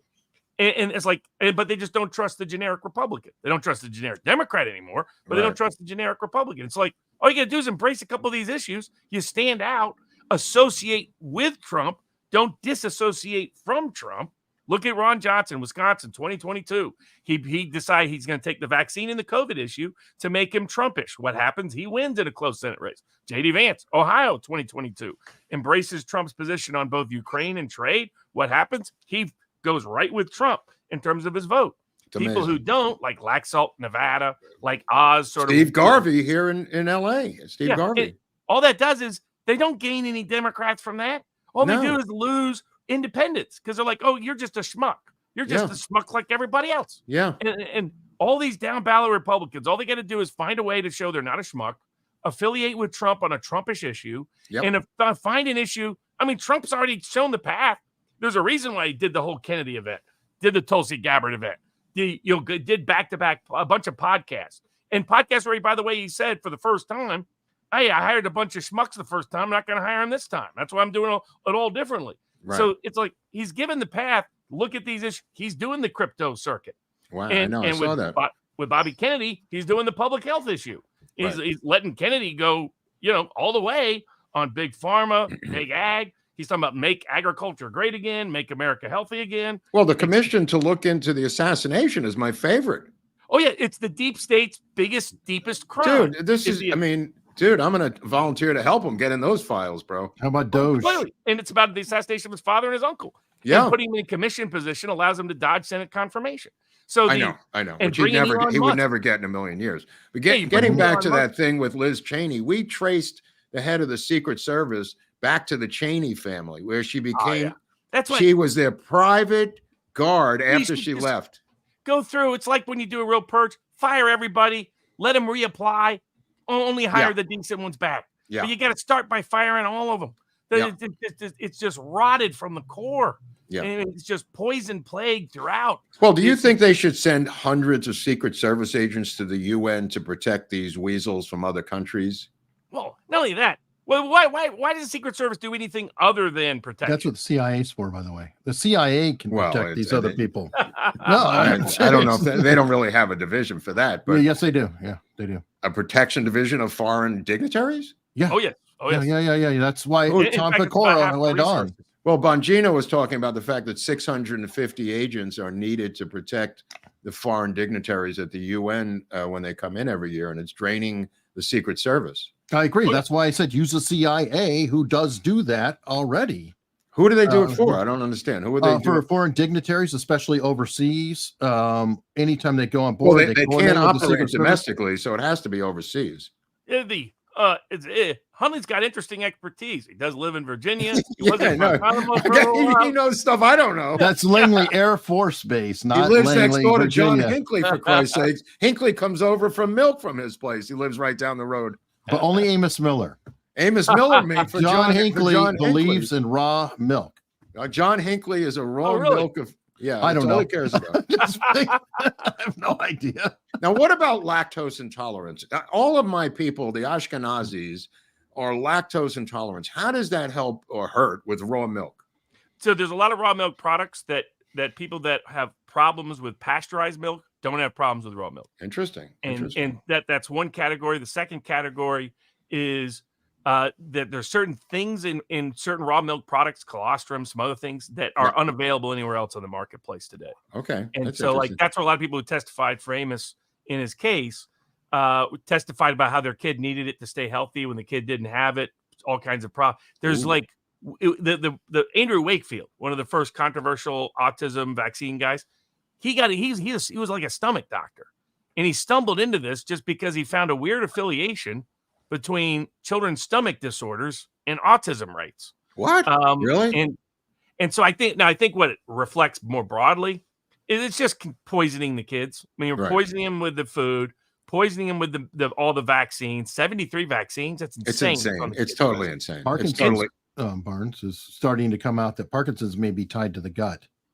So yeah, it's a bunch I wouldn't of be stuff. surprised. Another food issue. All I know is that around the Amish, they're like the hell. You don't have a bunch of like fat disabled Amish kids. I've never seen that. Yeah, I've never seen that. I mean, they're healthy, they're happy. By the way, I just want to point something out. I don't know if this is related to the Amish, but a trans woman won the paralyzed Olympics the other day.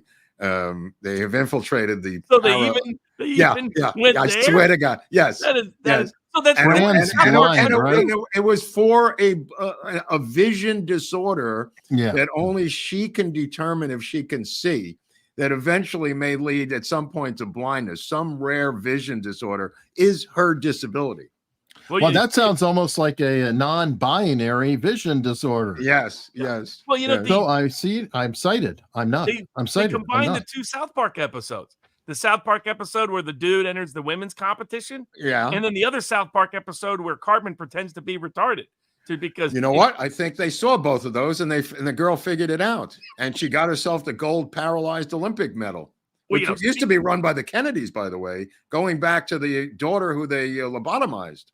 Well, the other thing is in terms of predicting, when I was explaining this to the Amish, why the legal war was coming, what's interesting was Hollywood, right? Out of the blue, you went from Witness, which was a pretty fair portrait of the Amish, very good, to Banshee, which there's an Amish mafia that's involved in all this cultish behavior. Now there's another show on Peacock that's just all anti-Amish. Okay, I'll tell you this, and this might not be relative. Hollywood has been searching for villains for so long to replace the old villains. They can't use Middle Eastern anymore. They can't use ethnic. They're done with the Russians. They stuck on Russians for a long time. They sure did. Eastern Europe. Right. They stuck because they got another sign the deep state was obsessed with Russia. Right. Okay.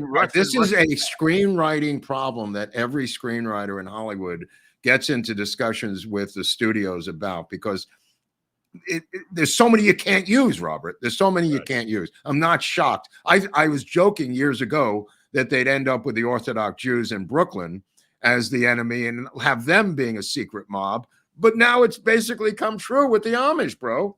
Yep. And it was a sign that they just wanted, it's the Amish are like the perfect control group alternative because they're outside of the Bill Gates dystopian control grid. Yeah. Big tech, big media, big ag, and big farmer, in which Gates has major investments in all four.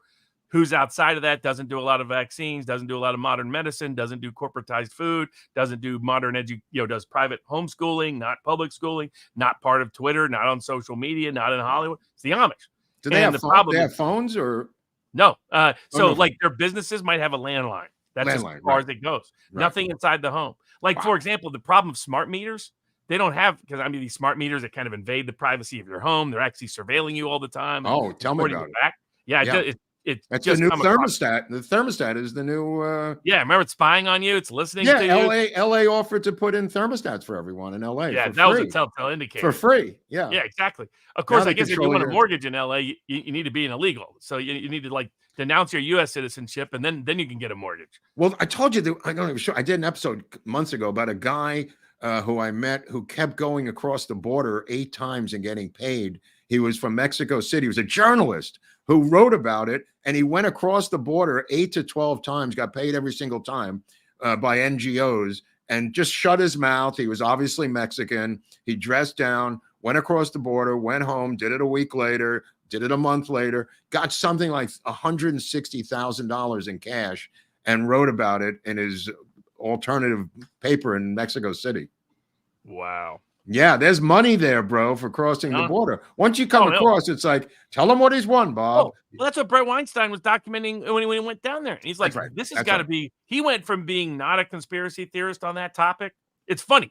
He's almost full MAGA now. He's almost a full throat. Him and his brother. Watching the red pilling of he and his brother. Now his brother's like, we maybe should look back into 9/11. Yeah, Holy maybe. cow. Are they talking to each other now? Because there was a while they were estranged because Brett Weinstein's stance on vaccines, and Eric was like, "Oh, he's a nut job." Da da da da da. Yeah. Oh, I don't know if you remember I that. didn't know that. I think they're back in sync. But Okay.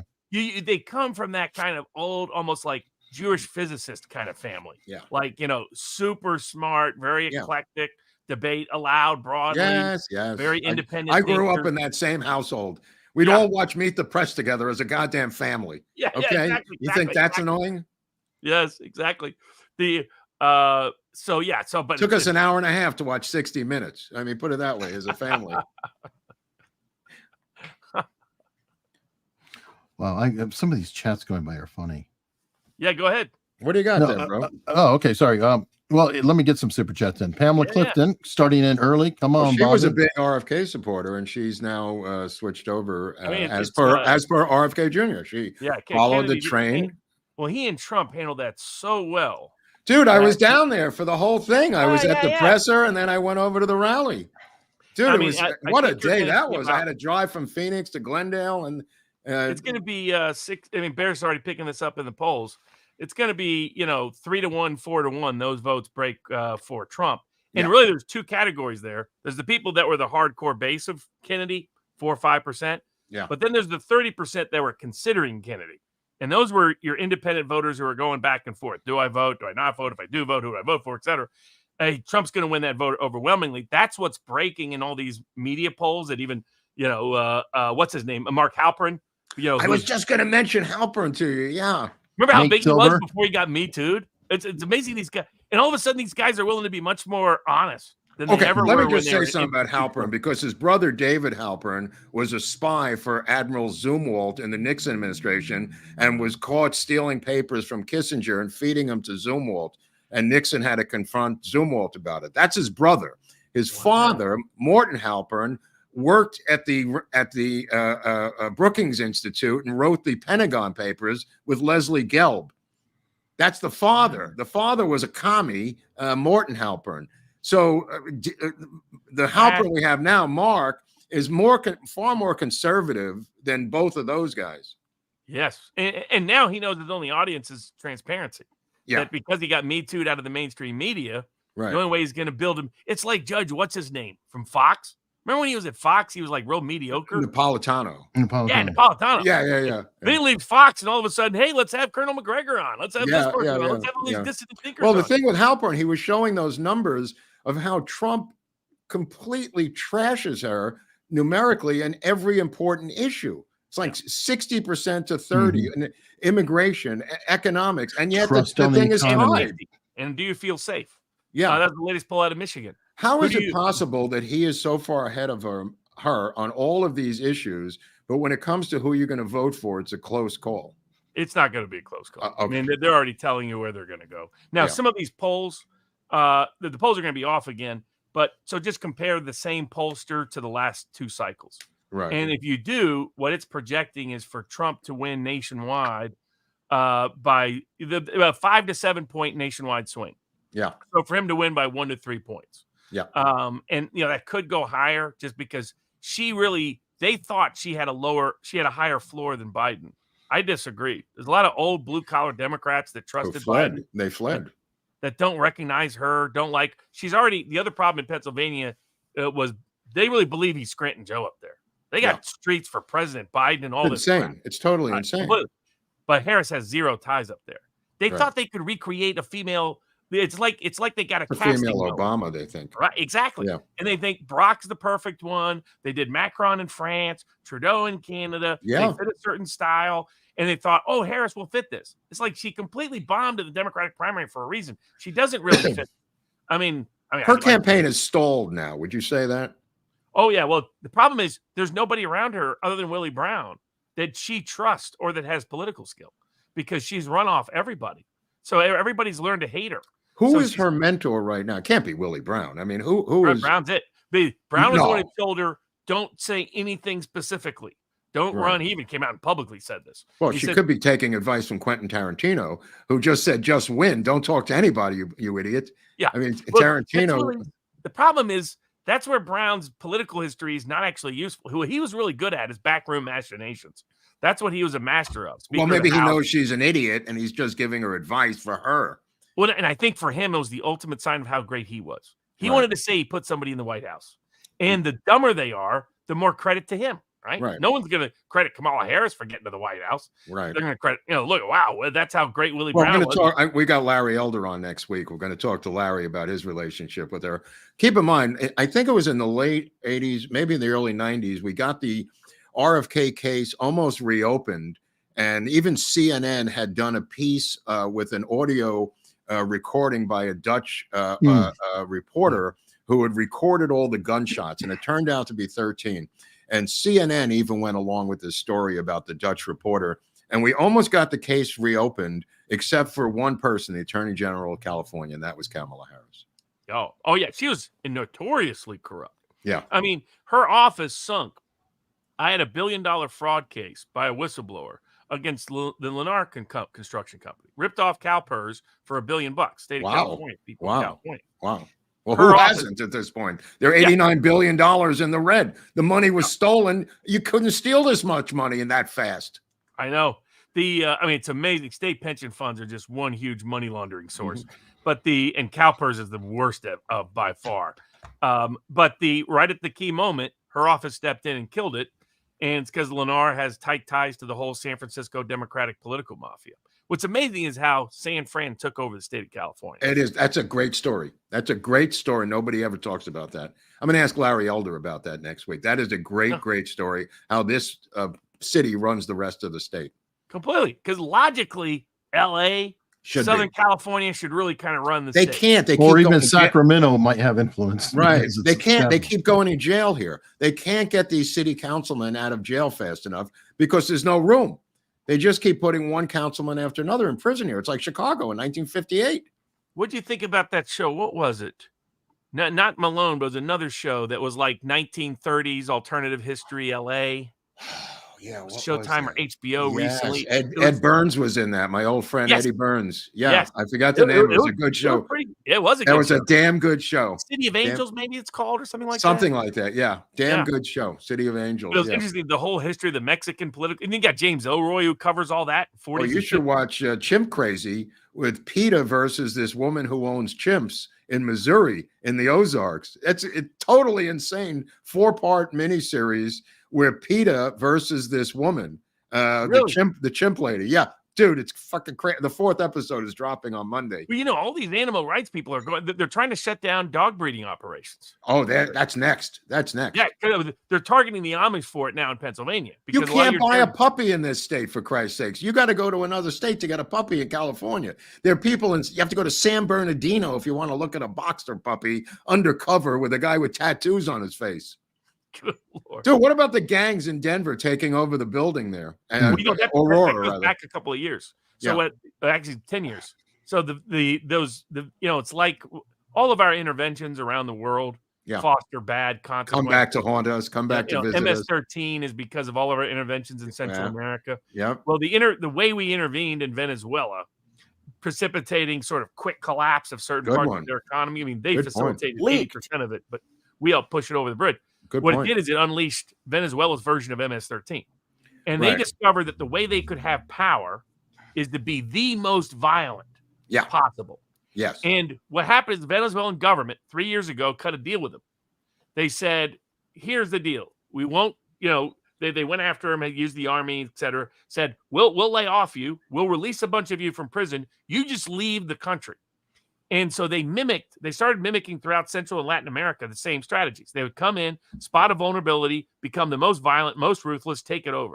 Wow. And what it is about 2 years ago, they started coming to the United States. Yeah. They're in Chicago. So, Aurora's just highlighting it. Yeah. This is a problem all over the place. They're going to target. They're in Connecticut, too. I mean, they're all over there. We had black gangs running Cabrini Green 25 years ago.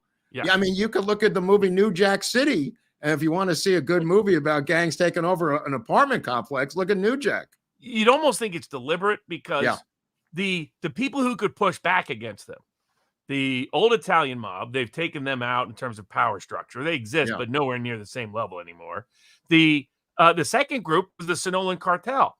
but they've been taking the Sinaloa cartel apart over the last 5 years. Yeah. So at least in terms of its hierarchy, they've created the vacuum for the Venezuelan gangs to come in and seize power.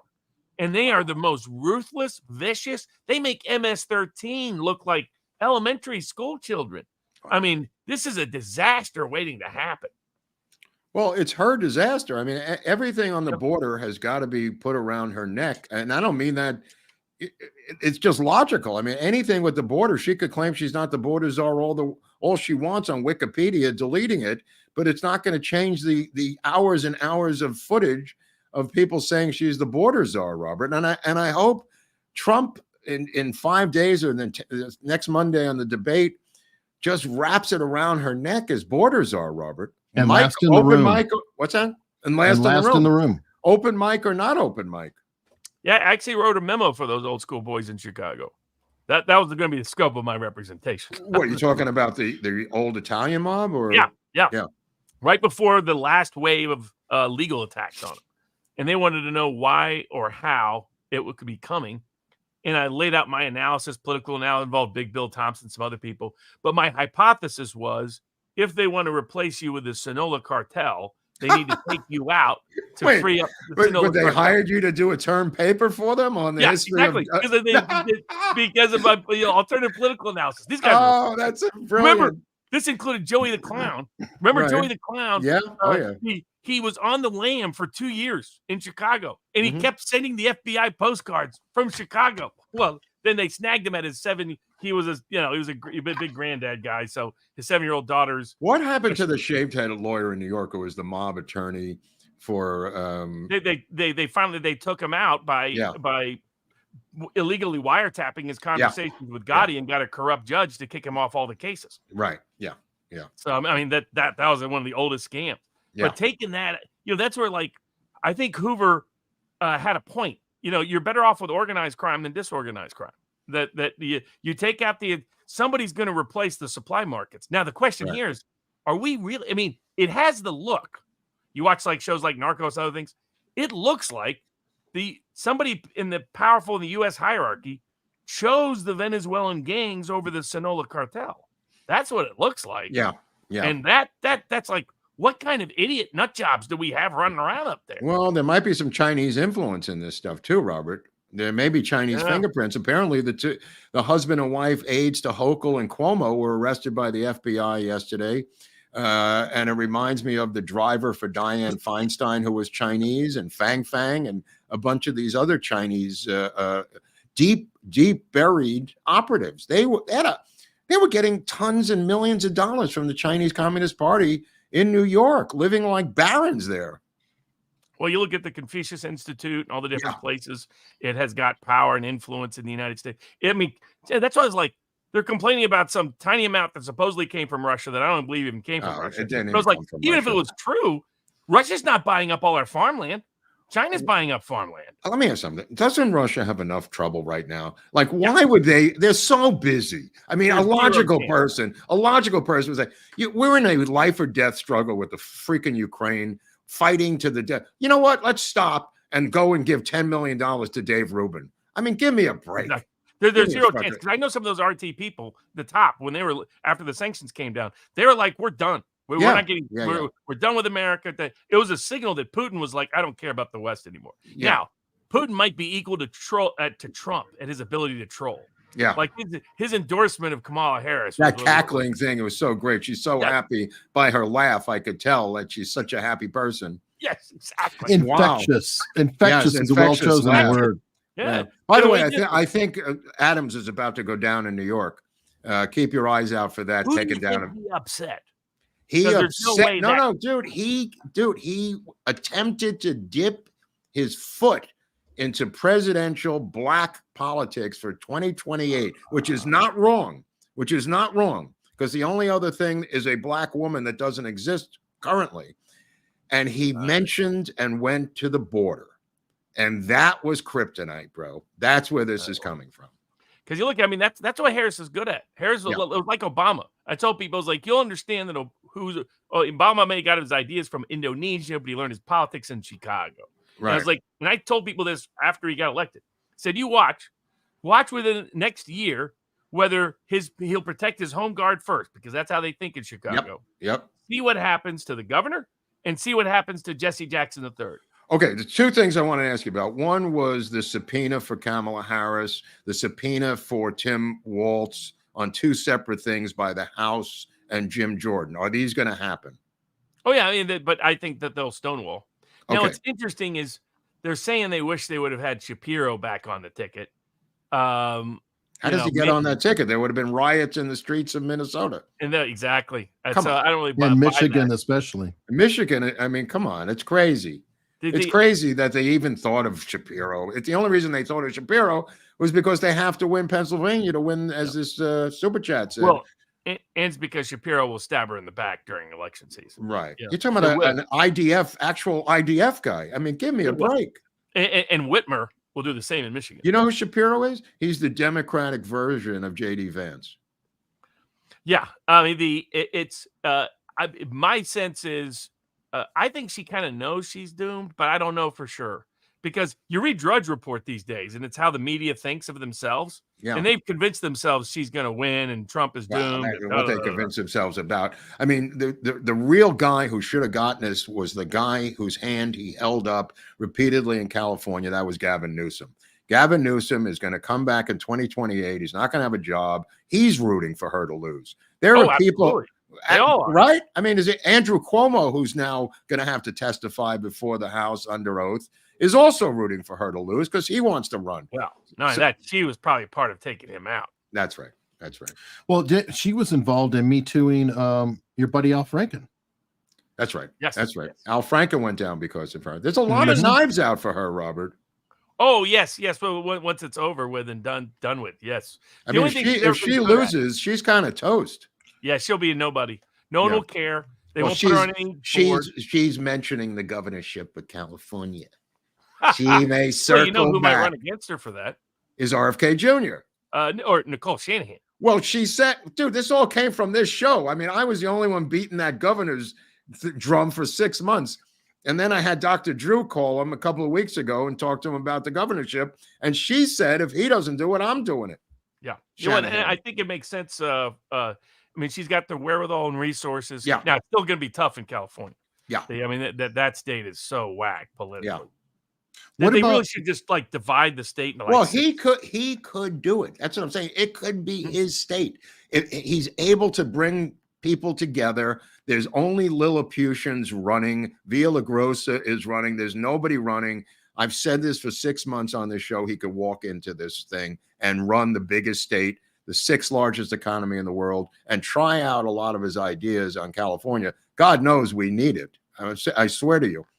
You know, I agree with almost everything he says. There's one thing I have a question about, and that's his drug farm thing that I'd love to talk to him about, these long-term drug farms for rehabilitation. Is a model that he's using out of Spain, a small-scale model of these drugs. There's been a lot of European experimentation in how to handle drugs. And the question is which ones worked, which one hasn't, which ones succeed, which ones failed. Yeah. I am curious what's interesting is that topic is so politically hot that charged. You get almost no honest conversation anymore about. Well, he could have an honest conversation with me and Dr. Drew and him and people who know this industry inside and out. I recommend a movie for you called Body Brokers about the drug rehab scam in Southern California. It's a drama with Jack Kilmer starring, the son of Val Kilmer. I thought you might like it. And by the way, Thomas Jane has been helping Milius, by the way, out here, getting in and out of the hospital last week. I think he's back in Cedars again. They found him. He's stable. What's that? I guess there's a legal. I guess there's some dispute with his current girlfriend and all that jazz. Yes, I'll just leave it at that. I mean, honestly, knowing John, I'll just say this: she's not a prostitute and a drug addict. She's been with him for years and has been a very good stabling force for him. It was just like when I heard John Milius maybe with a controversial girlfriend. I'm totally shocked. I mean, well, she's not even controversial. She's been with him. All right. She's been with him a long time. I want to rewind a little. Go ahead, Mark. Yeah. Have you run your idea by Barnes yet about Biden dropping out and making her president? Oh, yeah. No, I still believe this. I mean, I think the Hail Mary, the last Hail Mary, is Biden turning the presidency over to her. If she loses, I think he's going to do it as a historical thing for race, saying that she'll only be president for a couple of months, but I'm going to make the first black woman president. So she would be president if she loses. And I think if she wins, he will say the burden is so enormous, she needs a head start to help her achieve equity, whatever. And I'm bailing out November 5th. I'm sticking with this. I think he's going to make her president, and he's looking to double dip on the financial package that they're putting together for him. And then he'll pardon his son on the way out. Yeah, so he's got to do the pardon first. Well, there's an interesting betting odds on that, by the way. Oh, it's a tricky bet. Okay. It says, will Kamala Harris be the 47th president? Oh, interesting. And she, without ever getting elected, right? Yes, president. That's right. That's what I'm thinking. That's going to happen. Yeah, I think if you're Harris's camp, you may not want it until after the election because they're pretending she's not part of the White House. Right. Like, I mean, that's the tricky part. It's like they want, But look at the gravitas that comes with it, Robert. Oh, I mean, that would be the counter, but Right. they have run away from that so much. They're trying just to pretend they're not part of that. She's just newcomer who would, right. Well, my prediction is the day after the election or the week after the election. Yeah, I could definitely see that. That's what part I'm of a predicting. deal. And he says, see, I put a black woman in the White House. Yes. Yes. But even if she wins, it's too far away. He's going to say the Republic's in danger. And then you've got the Trump thing on November 26th. You've got his son in December, that sentencing. He could pardon him before he leaves for that. All of it makes sense on November 6th that she becomes president one way or the other. Yeah. Yeah, no, I could see. Maybe my thought process is that would be done post-election is where I would. Okay. I'll go with that. I agree with you. I'll agree with it. But it's that window way before January 20th. I'm saying it's the week. Yeah. I mean, President Biden, President Harris. Isn't that sad? Well, the question, if she becomes president November 6th or November 8th or November 12th, does she nominate or pick a VP? Oh, right. Because Come on, Bobby. Come on, Bobby. Does she pick a VP? Yeah. Well, she's probably If so, who? She's probably promised that to Buttigieg if the situation arose. Yeah, I think you're right. You had to she had to promise him something to get him on board. Yeah. I mean, what is that guy's political future? What does he do? Is he like that guy in Texas? Obama's favorite. Yeah. Really? Well, why is that?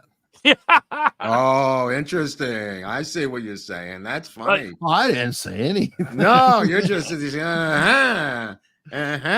whatever you do, if he invites you out to go, paddle boarding out on the lake out back. Let me tell you something. How quick did that story go away? How fast did they make that story go away? Which told me it was that all of our suspicions were absolutely true. Right. Because if it wasn't, you'd get an honest, how did this terrible tragedy, sad There'll be documentaries about it, specials on PBS. Instead, it was just, let's pretend that never happened. Let's just memory hole that right there. That memory hole must be so big now. I mean, how do you fit all these things in the memory hole? Well, they're doing it on films. Like there's a lawsuit right now about whether or not you own your download or Apple owns your download. I saw that. Yeah. Well, I'll tell you what happened to me when a number of years ago, everything on my iTunes was mine. Like I uploaded every rare recording I had on CD to my iTunes thing. They took it all down. I had nothing purchased. They told me to go fuck myself. It was their platform and you're screwed. Wow. That was 10 years ago. The other thing they're doing is they're memory holing more stuff. Yeah. Things are disappearing from movies. They used to be there. Oh, yeah. I've talked about this for years. Dude, I've talked about this for years. That's why I've always urged people to buy films on DVD. Always. Because it's going to disappear. There's a pot smoking scene in Animal House with Donald Sutherland that was removed from Animal House that disappeared. Wow. It's some of the most obscure things in some of our biggest pop culture shows have been eradicated. Han shot first. You mentioned Trump in Home Alone. In Home Alone 2, right? Yep. Eradicated. Yep. Or there's a famous one, Han's shot first. Remember Star Wars? Which one? Oh, George Lucas did it himself. He removed or changed the scene where in the first movie, Han shot the bounty hunter or whoever it was he was talking to, and he made it look like Han's returned fire on subsequent releases. So he himself did it. Well, how about Amazon with Frederick Forsyth's book, The Fourth Protocol? They go in and they took out his whole Marxist rant in the book. He didn't even know it. A journalist went and brought him a copy of it and showed him how Amazon had taken apart his own book. Wow. Wow is right. You got to get hard copies of stuff, people. Everything online. That movement a number of years ago, Robert, which I think you mentioned, to make the entire library system digital has kind of disappeared. Yeah. Right. Because they can control, you go in physically and there's no JFK assassination books in the library in LA. And I go to the librarian, I go, where are all the assassination books on JFK? She says, I got tired of replacing them. And I said, why? She says, they steal them. And I go, who's they? And she says, you know. I said, no, I don't know. Who is they? And she realized I was one of they. And she ran away from me and went back into her cubbyhole. Well, yeah, I mean, that was the first sign when they went after people who are trying to create electronic digital free library of inventories, and they went after them on copyright grounds. Yeah. That was the sign that they were going to try to monopolize the source of information and rewrite history in live time and gaslight everybody. Yeah, I mean, but these changes, they don't announce them. It's not like they take out an ad in the paper saying we're gutting the inside of this book. I mean, they just do it, and the students will never know the difference. I mean, it is really dark and evil and scary. Well, I think we need legislation. Is the script for the future.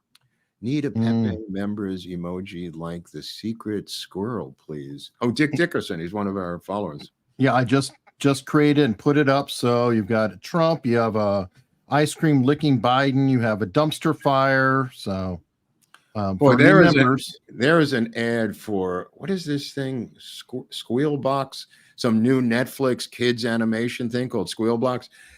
And it's on the side of the bus stops here. And it's a giant white tongue licking a chocolate ice cream that looks like a black penis. And I just almost hit another car when I saw it the other day. I went, holy crap, this is insane. Would you see the fake advertisement that the Philadelphia Eagles had endorsed Kamala? Yeah, that's dark. I mean, I think there's a Minnesota Vikings version of that they haven't come upon yet. Right. Well, Laura Loomer's claiming that somebody in the Eagles camp is working with her on that. So there's a questionable. Doesn't Walsh come across as one of those kind of Boy Scout leaders? Yeah, he's kind very of motivated. Yes. Very creepy looking. I mean, he's just too fucking happy and fat. That combination scares me. When you're that happy and jolly, like the phony Santa Claus, you're kind of creepy, bro. You know what I mean? Like, he definitely gives off the creepy vibe. Something about him is just apparently his family, half of Nebraska is part of his family, and they denounced him. They're voting for Trump. The whole state of Nebraska. Yep. The thing is, I can't celebrate that too much because then you have Bobby Kennedy's family disavowing him, and the Bobby Kennedy family, the people mentioned in that list, it's just like the reverse. Those people are batshit crazy, every single one of them. And I have emails of Bobby telling them so about trying to use their mother, who is a vegetable, to wheel her out to endorse Biden. And he sent them emails saying, this is really dark what you're doing. Our mother is a vegetable. Stop doing it. And they are quite manipulative and quite dark in their own right, those ladies on that list, the sisters and the others. Well, I mean, Bobby Jr. was the only one who really grew up with his father and uncle to be of age to remember them in a meaningful way. Yeah, absolutely true. I mean, David is gone, obviously, but Bobby was the closest. And there's another brother, I forget his name, another Kennedy, who was at the parole hearing for Sirhan, who worked for Fox News, ironically enough, and started crying. The guy started crying. The fuck was this guy? Now, did the Pennsylvania shooter come across a little bit Saran to you? Yes, definitely Sirhan. Yeah. I mean, he's wandering around like Sirhan did keep in mind, Sirhan wandered around like Matthew Crooks did inside the Ambassador Hotel and outside, just like he was doing before the shooting. Now, Sirhan also downed like 6 gin and tonics really quickly, and it was super freaking hot that night, unlike right now in LA, but he did wander around looking things over the same way Matthew Crooks did. Yeah. And the fact the guy had like known public social media history, seem to have no history. Well, how about the fact that they stuck the 2 articles in his pocket about RFK supplying jets to Israel? They go, here you go, boy. And they just go, woohoo, get out there. And here's the articles. Here's the articles. You go, hey, what's the motivation, Chief? I don't know. What's this? Jets to Israel, Sarge. I mean, it's right here. They left me a note. I mean, you couldn't do it any better. You wouldn't have known anything about this. Sirhan's own brother didn't know anything about it.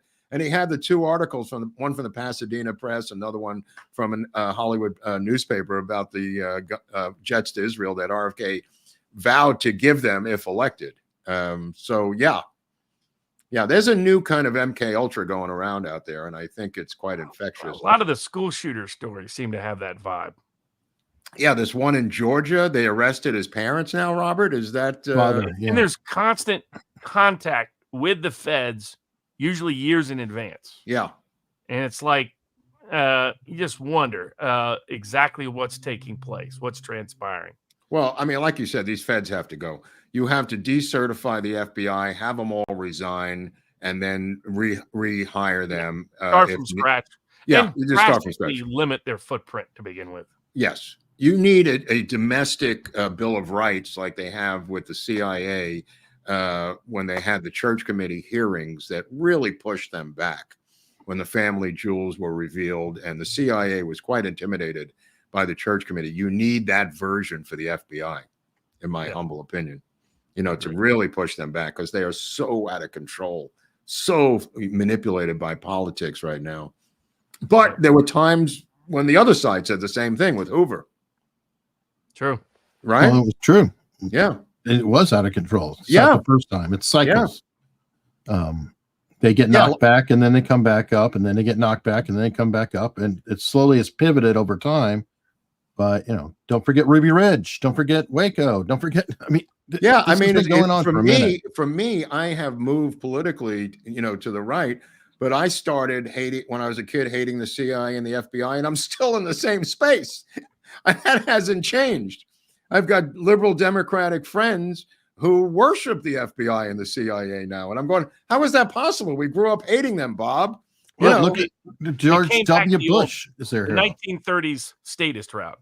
That you had an old split between the left, the civil liberties crowd of the 60s, and the statist crowd of the 30s, and it reverted back to the statist crowd of the 30s. Look at the opening of The Way We Were with Barbara Streisand and Robert Redford. They meet at a college rally that is pro-Stalin. That's the open. They're there. The Stalinists in America were the last to get the message that Stalin was done. They were still supporting him into the 60s. Hey, Ibs, the body language panel people done anything on Crooks or any of those people yet? I guess there's limited footage they could use, but I'd just be curious because they seem to have a weird common facial demeanor. You know what I mean? Like the same with the shooter. It just they seem my take is that he's a gamer meth addict. Interesting. Yeah, and that's why I wanted. Did you know that there was this game out there about protecting the president that was like Trump? Yeah. And apparently this kid was playing this game. Yeah. And it's almost designed to train you how to assassinate the president. Almost all of the meth addicts I've dealt with and helped in rehab are all gamers, Robert. They would stay up for days on meth playing these video games. And they had to take their joystick away in recovery. They're not allowed to play video games. They're not allowed to look at TV. It's a complicated brain issue. Wow. But all of them were meth addicts. And that's why I wanted the toxicology report. And apparently the coroner out of Allegheny County refuses to release the autopsy and toxicology report on the kid, which is insane.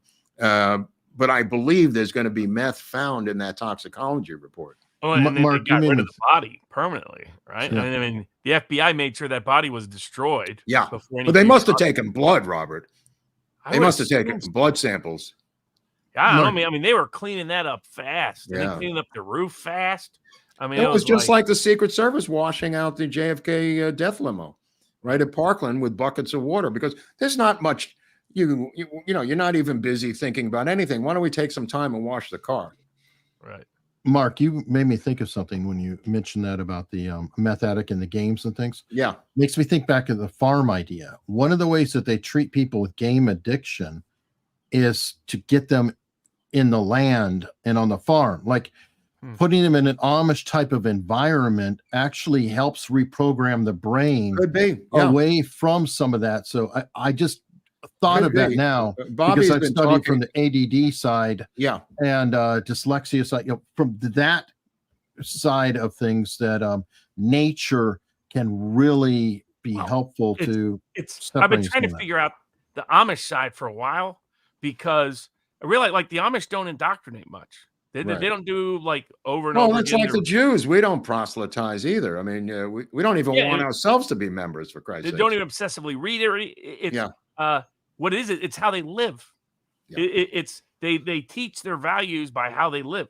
Yeah. And so there is something too, because I was just thinking about when you're talking about the TV connection to meth and the games, etc. Yeah. I mean, that's basically the beginning of Manchurian Candidate, isn't it? Yeah. And Rat Park, which was an experiment that was done with the rats, where they got them hooked on cocaine from they were feeding cocaine water and they were hitting it, and then they put them in an environment that was all natural and normal for them, and they turned off from the cocaine over time. Really? So there's definitely that guy's a little sketchy. I just want to put that out there, the Rat Park guy.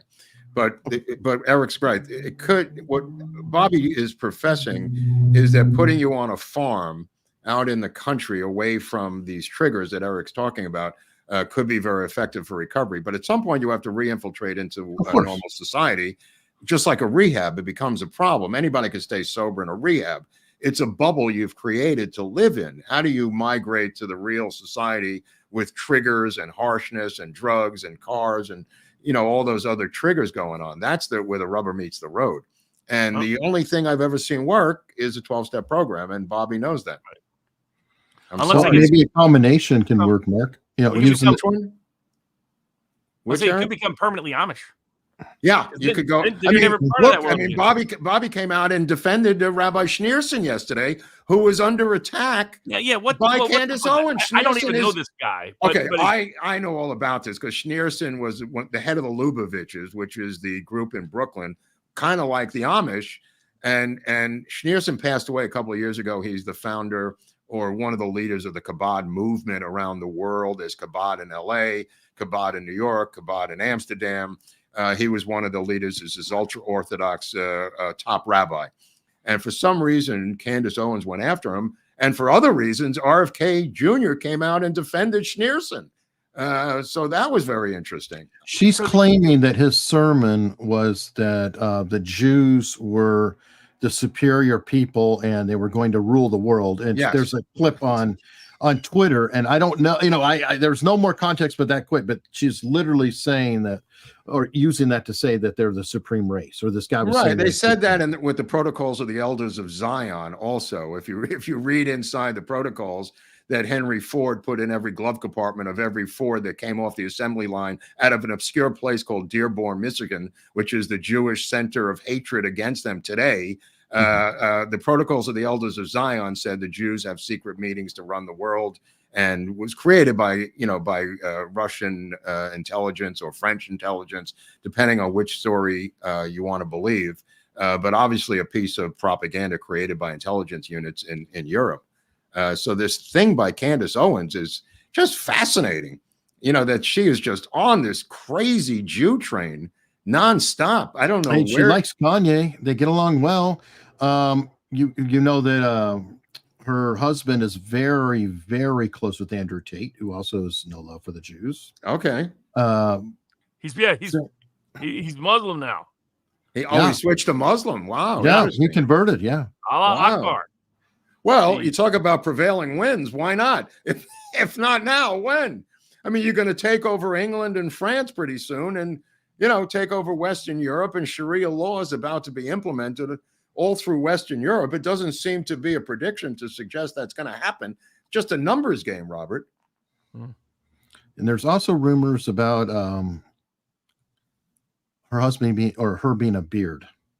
Just saying. Oh, really? Her being a beard for her husband? Mm-hmm. I don't know who her husband is, other than he's of a aristocratic family in England. His father, I believe, actually has a title. His father is in the House of Lords. Oh, wow. I didn't know that. His father had to come out and denounce Candace's speech because he's politically tied in the UK. Wow. Reminds me of Mel Gibson's father, who I call Hootin' Tootin' Gibson. One of the leading. I've met him. He's a nice guy with just some unusual viewpoints. That's right. Yeah. He grew up with his father. That's where he got it from, Mel Gibson. I mean, that was what's his name's joke, right? The great British comedian. Russell Brand or Ricky Gervais or Gervais. Oh, yeah. Remember he had all those jokes about Mel. Oh yeah. Yeah, and I think they almost fought because there was like a little exchange. They did. Actually, he had to introduce him and all that. And yeah, Mel was sentenced to probably the most meetings by a judge I've ever seen with a court card.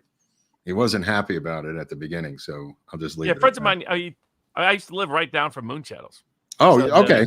Yeah, Moonshadows, for people who don't know, is a restaurant on the PCH recently going out of business because of COVID, not being able to survive out there like every other business in LA. But that's where the incident happened for Mel, who liked to spout off after going to Moonshadows. Another person who went to Moonshadows was a guy from Malibu who crossed over and became a Wheaties transition decathlon winner, who before he transitioned, this is in the 80s, he used to run through Moonshadows as a cross-dresser, yelling and screaming, and they'd go, "Look who it is," and they'd all say hello, and he'd go home.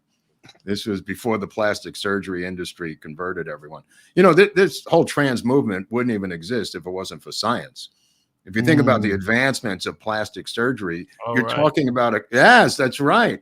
If it's a movement that's built by science, it's literally built by science. By some same people who say trust the science. Yeah, no, it's not.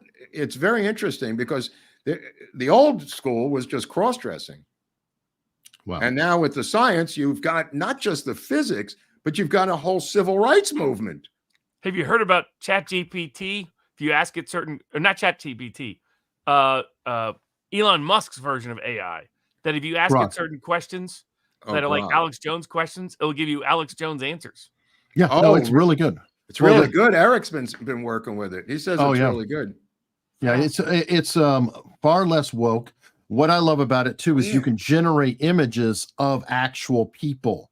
He doesn't have that filter turned on. So if you like the thumbnail today with Comrade Kamala, that's where it came from. By the way, let me get through some super chats. Go ahead. Alex Davy Duke, who we've all met. Alex was in Las Vegas, not this year, Barnes, but last year. Cool. Best guess, the Chinese agents in New York are just the tip of the iceberg. Chinese money is everywhere, corrupts Hollywood, YouTube, Facebook, the families in power. Pelosi's, Feinstein's, Trudeau would not be in power in Canada without Chinese money. China in Africa corrupts Europe. Yep, absolutely true. I don't know what to do about it, Robert, but something's got to be done. I mean, I don't know how Trump is talking about rounding up all these recent immigrants, and I guess he's going to have to hire 87,000 ICE workers with guns like Biden did with the IRS, because I don't know how he physically gets them out of here. Yeah, I mean, I would start with the Venezuelan gangs. Send them back to Venezuela. Yeah, thank you. Yeah. Oh, I mean, when did we ever export anyone? UPenn, Connecticut. Today, I'm proud to say, is my 2-year anniversary as a member. That is awesome. We got our audience are 2-year-olds. Oh, Eric, how goes the new conspiracy channel? It's going well. Thank you. Thank you for subscribing, by the way. I happened to see that. I was like, oh, Barnes is watching, but no, I just crossed 4,000 subs yesterday and am fully monetized now. Tomorrow will be Operation Chaos. Wednesday was COINTELPRO. Monday, you probably know this one, Barnes, that U.S. government poisoned its own people during Prohibition. Oh, no, I didn't know Thousands died. Literally, I've known about the other experiments on health, but I didn't know about that one. No, that what they did is they said, damn it, they're buying, industrial alcohol. So they denatured it, and that killed thousands of people. Oh, man. So, Dick Dickerson, one of our loyal people, gifted 10 America's Untold Stories memberships. But we have wars going on here because we have another guy from Norway, 556 Pew Pew, who's gifting 10 more memberships. And this is a super generous thing, and it helps us out a ton. Pew Pew's responding again. He's saying, hell with that. I'm going to get ahead of Dickerson with 10 more memberships. But Dickerson's not taking this line down, Mark. Came back. 10 memberships from Dickerson. And let's see. That finishes these guys on the memberships, but they are an incredible, generous group. Robert, there's a guy named Flash Shelton out here who gets your people who take over your house. He gets them out. And he's got quite an operation going out here. His hat says "Get Out," but he shows up and he comes up with like his own phony lease and then says, "I live here." And then he moves in with them, Robert, and he won't make their lives comfortable. He makes their lives a living hell until they can't take it anymore. And he gets the squatters out. He's got a squatter removal business. Absolutely. Only out here. It's fucking insane. Yeah, it's a classic California story. Wow. And he's showing up in a bulletproof vest with walkie-talkies and stuff like he's a. Did you know all the weird stuff about where the music was connected to like a CIA or some secret whatever? What's his name lives there now? Jared Leto lives there. Where? Have you heard of this story? It's about the Valley, like where a bunch of musicians were hanging out. What's it? Do you know the name of it? It's like tangential to Operation Chaos. No, he's talking the Dave McGowan stuff, I believe. Laurel Canyon. Laurel Canyon. Did you know? Yeah, I didn't know there was that crazy. weird. Isn't it that weird that building was there though? They were like making the secret films there and everything. I never bought into it. Okay. All right. Well, this just broke. University of California bans encampments against the Jews and masks. The whole University of California system, Robert. Right before the election. What do they know that we don't know? Well, it's funny they're banning masks after mandating them. Yeah, they said it's abhorrent to our Constitution to force people to wear masks. It's kind of funny. Well, there you go. Or maybe it's really bad when you allow that and they rob you every 10 minutes. I mean, who could have seen that coming? Missing 4 women as Macron's wife, transgender. She was his old art teacher. Yeah, she's about 15. She was his art teacher. Yeah, I mean, that obviously, Candace Owens. He's like Obama. He bats both ways. That's clear with Macron. Oh, he's French. He gets a pass. Come on. All right, Trond B, who is from Denmark. You can't touch him. Dickerson's the king. Big Fish. The timing of the Russian funding of conservative voices screams things are not what they appear to be here. Well, we don't even think there's real funding. Yeah, exactly. There's a tight budget. The economy's in turmoil. How about all the jobs that disappeared from the job report? Robert? It's been faking that for 2 years. That's why I told people pay attention to the public opinion polls of what working class voters think of the economy. Don't ignore all the government fake data because they've just been faking. I mean, the underlying data is that it's only immigrants who've gotten any jobs in the last 3 years. Right. Native-born Americans have been losing jobs. And the few jobs they've got have been 2 part-time jobs for the full-time job they lost. Right. I mean, it's one big. The only thing holding up any part of the economy has been massive government spending. Right. I mean, that's how you see these like weird things where construction job openings are dropping like a rock, and yet construction jobs are solid. How is that? It's because a lot of those construction jobs are engineer jobs as part of Biden's stop inflation business plan to just put a bunch of people on government payrolls to temporarily salvage the economy. And it's not working with ordinary. Well, Obama had 8 years of a phony economy where they were just printing money.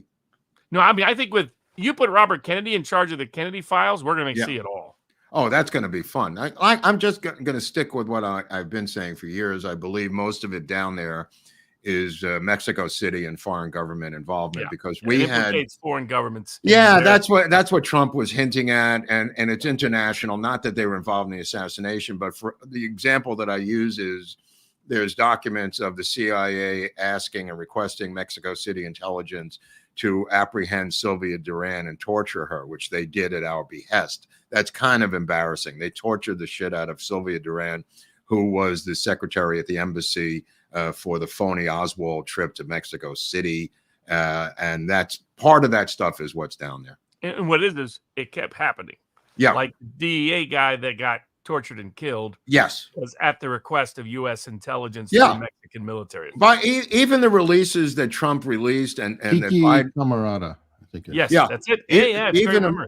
among the releases that both Trump and Biden released, if you read those documents, which I have, they go far into stuff like the Black Panthers, the Black nationalist movement, other things other than the JFK assassination have been released that are really fascinating docs. Well, a lot of that's COINTELPRO and Chaos. Yeah. Well, I don't know what they are, but it's broader. The releases are Oh, broader. yeah. than- They implicate him from decades. Yes. All right. Jesus wants to know, evening, gentlemen. Always look forward to your shows.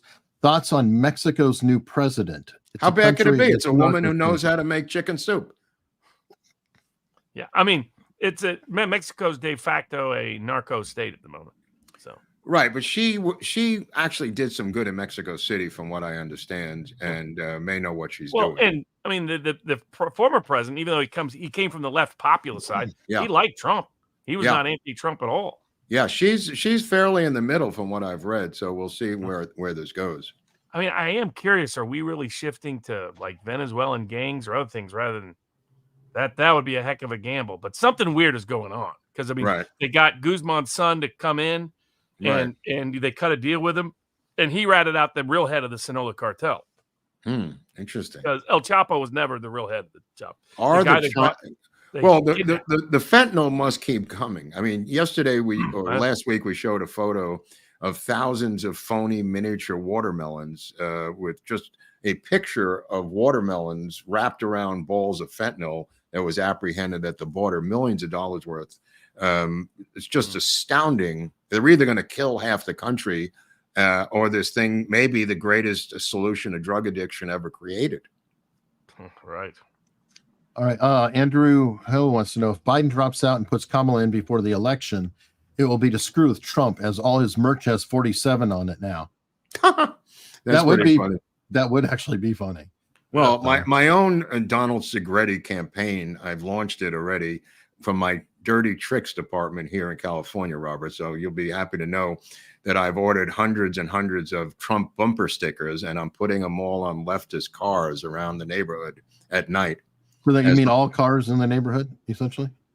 No, I don't have enough bumper stickers, but the ones I try to focus on Mini Coopers and cars that they drive or that have other bumper stickers on them, like Bernie Sanders, whatever. They wake up in the morning and they have a Trump 24 bumper sticker on. What's funny is, how do they take it off? Do they like? It's hard to get off. It's hard to get it off. Some people haven't seen it and they keep driving around with it. So it's my own little Donald Segretti dirty tricks Lee Atwater campaign I've launched. All right, PD says, and Crooks just happened to be in a BlackRock commercial. Weird. Yeah. That's weird, Robert. You know, if Sirhan was in a commercial. Everything about that guy doesn't add up to a normal situation. That's my conclusion. Got to look at the parents. It's the only thing left is the There's got to be other. And I mean, he happened to go to gun ranges. That was the gun range that was the most attended by various members of law enforcement. Oh, how about his nickname in high school was school shooter? Yeah. I mean, that's a giveaway. Yeah, his nickname was school shooter. Always fun. Always fun. Let me see. I had a couple of Rumble rants I wanted to get through here. Wow, a few. Free speech. P.S. New York City dog fishing should be an online sport. Okay, that's for you, Mark. That's an old Lampoon thing. Yeah, it's an old National Lampoon bit. I don't know what to make of that, but yeah. I don't know either. Mia Santiago. My favorite cover was "Is Anything Sacred?" We had a whole sacred issue, and the cover was the Che Guevara image with a pie smashed in his face. And that was the cover of Anything Sacred issue. Now, there was a guy, this is going back, named Aaron Kay. And Aaron Kay was the pie man in New York. And he invented taking a pie and smashing it into politicians' faces at press conferences. I don't know if you remember this guy. He was a yippie, worked with Abby, and he became the pie man. And the pie was really, it became like shaving cream after a while in a tin pan. But he got everybody in New York. I think every politician at some point got pied. Well, have you seen the video where they're like, the day Bill Gates turned into the evil villain, and it's when he got pied 4 times in a row. Right. That's right. Yeah. I mean, Aaron Kay is a guy they should make a documentary about, because it's fascinating, fun political stuff that I'm talking about that Abby kind of shepherded during his reign as the head of the Yippies with Paul Krasner. So I'm going to continue my bumper sticker campaign as my own little fun adventures, Abby-esque political maneuvers. All right. Alan Lichtman's prediction is not reliable. You can ignore it. Yeah, who is that guy? What is he predicting? I mean, what he does is he takes some obvious facts and then he conflates them with subjective issues, and that's always been the problem. Like, you look at a lot of his analysis, and it was like, that if you could have an objective metric for that, good. But like, for example, so the condition of the economy. Well, my objective metric is actual public opinion amongst relevant voter groups about what they think about the economy, not about GDP or any other data, because that's unreliable. And he'll say the economy right now is neutral to good, and it's like, okay, you're not really applying. It's how he's applying the standards he's put in. And he's like, then this administration has had no scandals. Has Nate Silver got into your betting business? He's predicting. He'd like to think of himself as a sports handicapper. Right. He's not a good sports handicapper. He's not a good politics handicapper. Right. But he'll try to create a drama story. So expect him to put out, Trump's dramatically winning. No, now Harris is winning. No, Trump is winning. To get attention and validation. And because 538 kicked him out, he needs a broader spectrum of approval. He can't just rely on institutional media anymore. Oh, wow. Has the GDP of Iran quadrupled under the Biden administration? Well, you can make that argument. Yeah. I think I'm curious. I think they originally planned on blaming Iran for the attempted assassination of Trump. Absolutely. Absolutely. The arrest of the guy in Philadelphia just the day before, so on and so forth. But that's how these people are, like the dumbed down version of the spooks from the 60s. It's the gang that couldn't shoot straight. Yeah, it's like they took all the people who can't write for Kathleen Kennedy and said, come up with some CIA scripts for us. I think it's run by chicks. That's my answer. I got a few more rants to go through. Even worse. Yes, it's run by chicks. All right. Mia Santiago wants to say, please explain how it still helped Trump that RFK Jr. is still on the ballot in other states. Yeah, it won't matter because he's. It doesn't matter. Yeah, it doesn't matter because as long as he's not on the battleground ballots, everything else is gravy. And with him telling everybody that to vote for him, the only people that would still vote for him, or he's saying vote for Trump, are the people that can't get themselves to vote for Trump. So there's some out here. I've talked to them. California voters who are going to vote for RFK in California. No, I'd rather they vote for RFK or a third party than vote for Harris. So that's fine by me. Yeah. Finboy Slick said, just a couple of bucks to thank you for a great show. What movie are you starting in tomorrow, Barnes? Don't know yet. We usually put up, I watched Soylent Green for the first time. Oh, that's great. Soylent Green is great. Soylent Green is people. Soylent Green is people. Exactly, bro. It's really brilliant about the pharmaceutical industry. I mean, and the big food. You got to watch Brain Candy by Kids in the Hall. Brain Candy? Brain Candy, bro. Kids in the Hall. Brain Candy. Are those the Canadian comedians? Oh yeah. I always forget. Saturday Night Live started off as a Canadian show. Right. Well, I don't know about that. But it was a combination of SCTV. Well, it was SCTV and they hired the performers from Lemmings, our National Lampoon show. Man, Matty was busy making movies. Everybody was in the Lampoon show. Lemmings. Radner was in it. Bellucci was in it. Chevy Chase was in it. Off Broadway at the Village Gate, to be historical for you. Does Second City still exist? I mean, it was great. Yeah. Oh yeah. There's a Chicago branch. I think there's one in Toronto. I think there's an LA branch now too. There was. I don't know if it's still going on. How do they do it? Because it was so politically incorrect, all their humor. Well, you know what they do? They do corporate commercials now. They found this neat little gig because when I was working for the corporation, I was getting training videos that were Second City actors doing those. So, well, that one that RFK released, the Freedom one. The parody ad for freedom as a drug was brilliant, absolutely brilliant. It was like SNL from the 80s. I mean, really well done. Okay, entry required said, what's the deal with Harris always being the last person in the room? Why wouldn't anyone wake her up? Yeah, why would she be the last person in the room? Unless she was Dick Cheney, like, what is she doing? Just They just say listening? that shit. I think. Yeah, they the just say- last person in the room. I hate that phrase. No, she probably was. Everyone left. She's still sitting in there. Right. Well, isn't it time Well, to go? I said the reason LBJ got shipped out to go around the world with his bottles of Cutty Sark was because the fact that Evelyn Lincoln kept catching him in the morning when she came in rifling through JFK's desk. He would come through the Rose Garden door and come in the back way and get up before he got in there. And Bobby Kennedy said, we got to get him out of here. And they just sent him to India, Africa, where he broke down his king-size bed, put it on the plane with 800 cases of Cutty Sark, and went to these other countries where he would give out his LBJ lighters, Robert.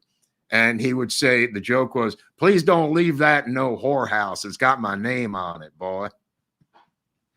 Right. Let's see. Cowboy Chief said, Robert, can you introduce Scott Pressler to Amos Miller to get the Amish register to vote?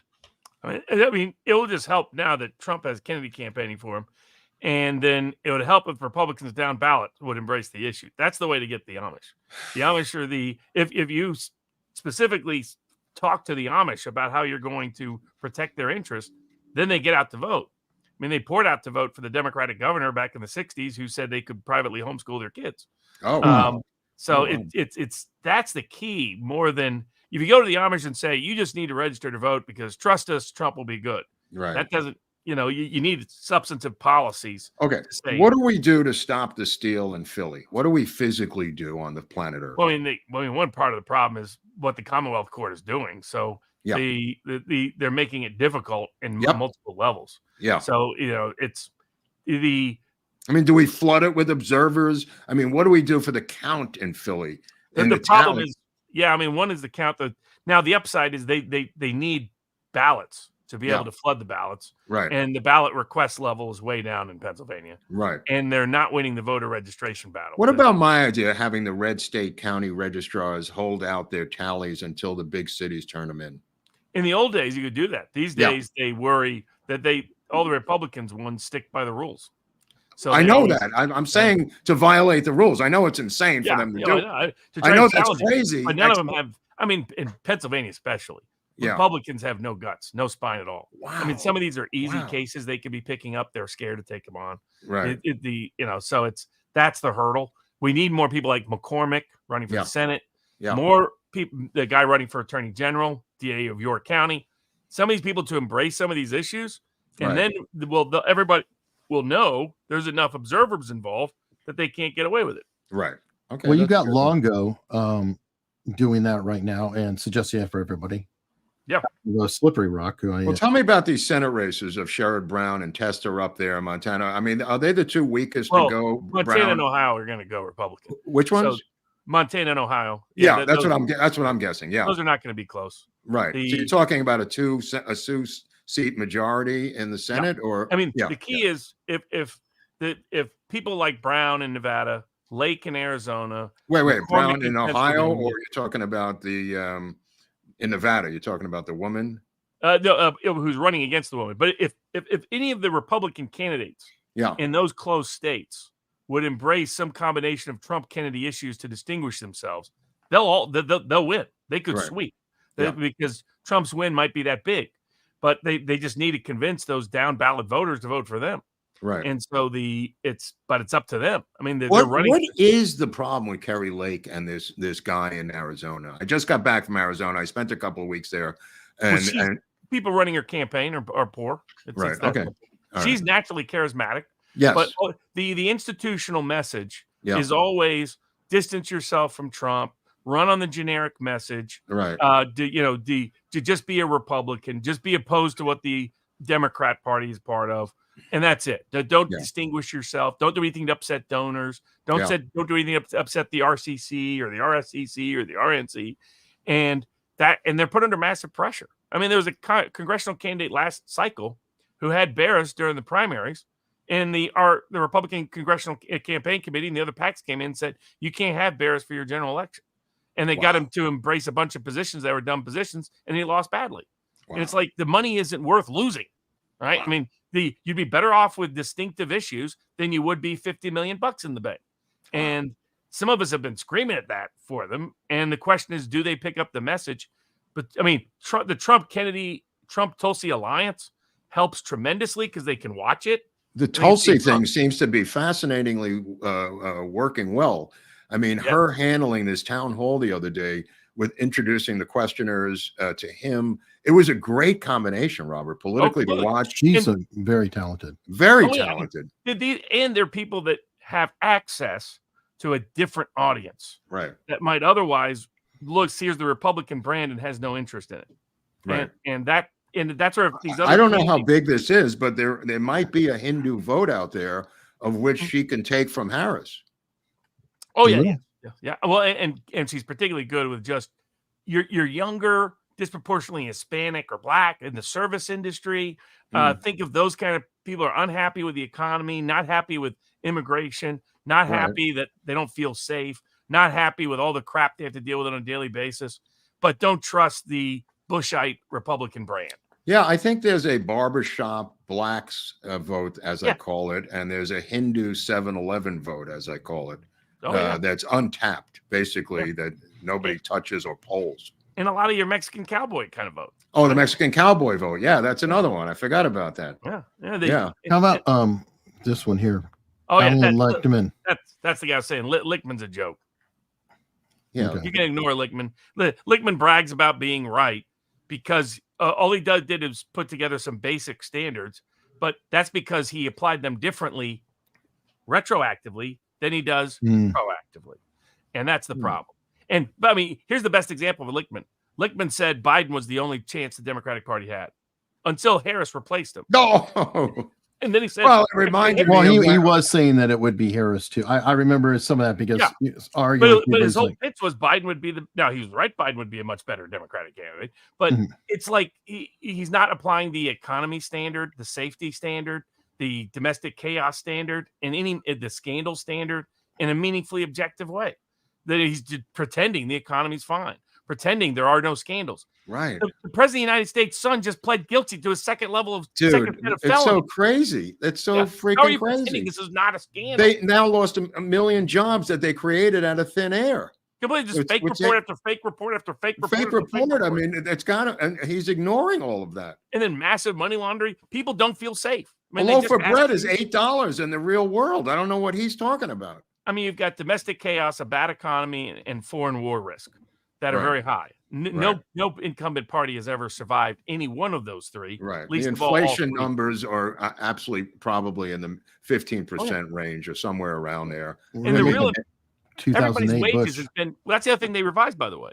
Real wages, of course, fell last quarter. Right. All right. Flea Speech says, if Scamala wins, I ain't moving to the USA. So there. Where does he live?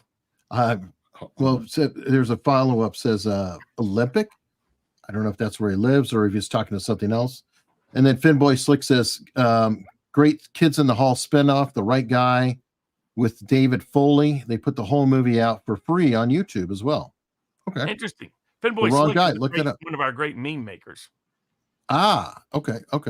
So yeah, maybe check that out for one of your Saturday movies. If it's free for everybody, you could actually stream it and talk over it, unlike some of the others. I think this is for you. Saying Rich, I think he means you though. Oh, I'm not sure. It was a gift, and I didn't recognize the brand, to be honest. How was that cigar that I got you in Las Vegas, or did you have an opportunity? Oh, it's really good. Okay, good. I'm not sure which do you prefer, the soaked ones or the non-soaked? I like them both. My favorite are Cuban cigars, of course. Well, I wasn't going to go there. No. You used to be able to walk down the street and get those. What? No, not my street, because we had a DMZ between us and then, and I had a very uncomfortable experience driving to the dump one time. Really? Because a couple interesting things. The Cubans I dealt with hated grits. Like when you grits, yes. Like if you tried to put out grits in the morning, you had damn near riots in the camps. And they would take cream of wheat, but it would take 4 bags of brown sugar per gallon. They love that sugar, Robert. They love sugar. Anyway, but I'm driving this truck, and a piping hot grits spilled down my arm. Oh my God. Which are burning really badly. And it's when you get something like that, what are you going to do? If I went off the road, I hit the DMZ and be blown up by a mine potentially. So I'm sitting there with burning grits on the arm, just trying to stay on the freaking road. So I got 2 words for you: bronze medal. I got 2 words for you: bronze medal. Oh yeah, that's it. Now, how much valor has Tim Walz stolen, in your humble opinion? Well, now, you know who he is. He's a little bit losery, perverty version of Joe Biden. Right? Mhm. He's that older Midwestern Democrat that Right. pathologically lies about everything. He's a pathological liar. He just makes up random stories. When I'm it's just waiting for him unnecessary liar. the way Biden did. I mean, I don't think anybody will touch Biden, because to say you marched with Martin Luther King, that you were on Robben Island with Mandela in a jail cell. I think Walz is just one step away from it. He's a poor man's version of Joe Biden. When I was at the Normandy beach going into the, I'm just waiting for that part of his speech. Yeah, but Joe Biden cuts stories out of, how many times, I'll just say this, how many times did his son die in Iraq? Yeah. Well, no, not just Iraq. Well, he dies everywhere. His son died there. His son died when his son was on the front lines of this war and that war and the other war. And Oh, I didn't know that. He had no, he changes in. He changes in 5 different countries. Oh, I didn't know that. I didn't know that. Nobody can really stand up and say you're fucking lying, bro. Nobody has the chutzpah to do that. So he knows he just kept doing it. Exactly. It's just shocking that he kept doing that Bo Biden died in Iraq story. That's, what Greg Kelly said the other night. That's the worst type of stolen valor. You know what I mean? To say that your son died in war and you just keep saying it over and over again. The automobile accident that his wife died in, he made up stories about that for 30 years. Yeah. That's just who the guy is. He'll exploit anything. As I said, he's LBJ, but retarded. Right. Oh, I've said that for you. He did go to the Karen Foundation after that happened, which is a pretty famous drug and alcohol rehab in Pennsylvania. My research told me years ago after that incident. So I think I think he pulled a plug on drinking. And a lot of this crazy crap is because of that insanity of not drinking. Interesting. He does the LBJ type stuff. Absolutely. He if Secret Service quit taking their spouses to special parties. Yep. Because he would just grab them right in front of the Secret Service agent. Well, how about the dogs biting them? That's the last refuge of a dictator, is to have that German Shepherd. They all had these dogs, every famous, going back to Roman times, because they didn't trust their own bodyguards. That's why his hero was never really Robert Kennedy. It was Lyndon Johnson. That's who he's the most comparable to. Just not as smart and savvy. Sure. Right. But still, a crime-based presidency and a crime-based politician who enjoyed power for its own sake. I'm going to say he's the love child of LBJ and Jimmy Carter, because he's got the criminality of LBJ and the talent of Jimmy Carter. Yeah. And in terms of management, I just see him as a street-level drug dealer, and LBJ runs the cartel. Yeah, that's true. You could look at it that way. By the way, Jimmy Carter was the one who pardoned G. Gordon Liddy. Interestingly enough, people forget that. Carter did a lot of weird things. Yeah, Carter was all over the place. All over the map. Just all over the... It was an impossible situation. Yeah. The South was leaving the Democratic Party, and he was their representative. Yeah. It was unsustainable. He only won because of Watergate. Without Watergate, there is no President Carter. Right. And that's why Watergate happened. Yes, because who was taken off the field of battle? It was Ted Kennedy. Wasn't allowed to play ball. You had to get some doofus from Georgia to stand in for a guy for a while. Then they went to other, the McGovern thing was, according to sources, apparently the Trump campaign was very happy that they're running against Kamala Harris and not Newsom. Do you ever see the movie Blowout? Yes. I had never heard of an alternative hypothesis for Chappaquiddick until that. I was like, interesting. Well, we did a bunch of different scenarios in our episode on Chappaquiddick. There are different scenarios, and it's complicated. And the cover up by the girls is really what makes it difficult. They refuse to talk to anyone for 30, 35 years. It's a very interesting case. Whether he was in the car, outside the car. I personally think he was in a blackout and didn't really remember. They had to construct a story that he didn't know the actual story himself. But what if it was a setup And it would be a good setup. Yeah, I mean, Nixon does send Tony Ulazowitz up there to do stuff. Hunt goes up there. This is at the bequest of Haldeman to see, but this is after the fact, Robert. They go up afterwards, and both Hunt and Ulazowitz do a lot of interviewing of people to get dirt on Ted Kennedy. That also leads to Watergate. We making this whole yacht story. This screams something weird going on. Oh, yeah. One guy gets run over, and the next day, the other guy's yacht sinks. One guy, the run over. The closeness of the two events is insane. Yeah. That's the lawyer who gets run over. Yeah. Right. And then it's like a day before. They whack one, and then boom, take out the other. Dude, they some of these look messy, but you get the job done. You just go, look, I don't know. Where's my money? You didn't tell me how to do it. I just said I did it.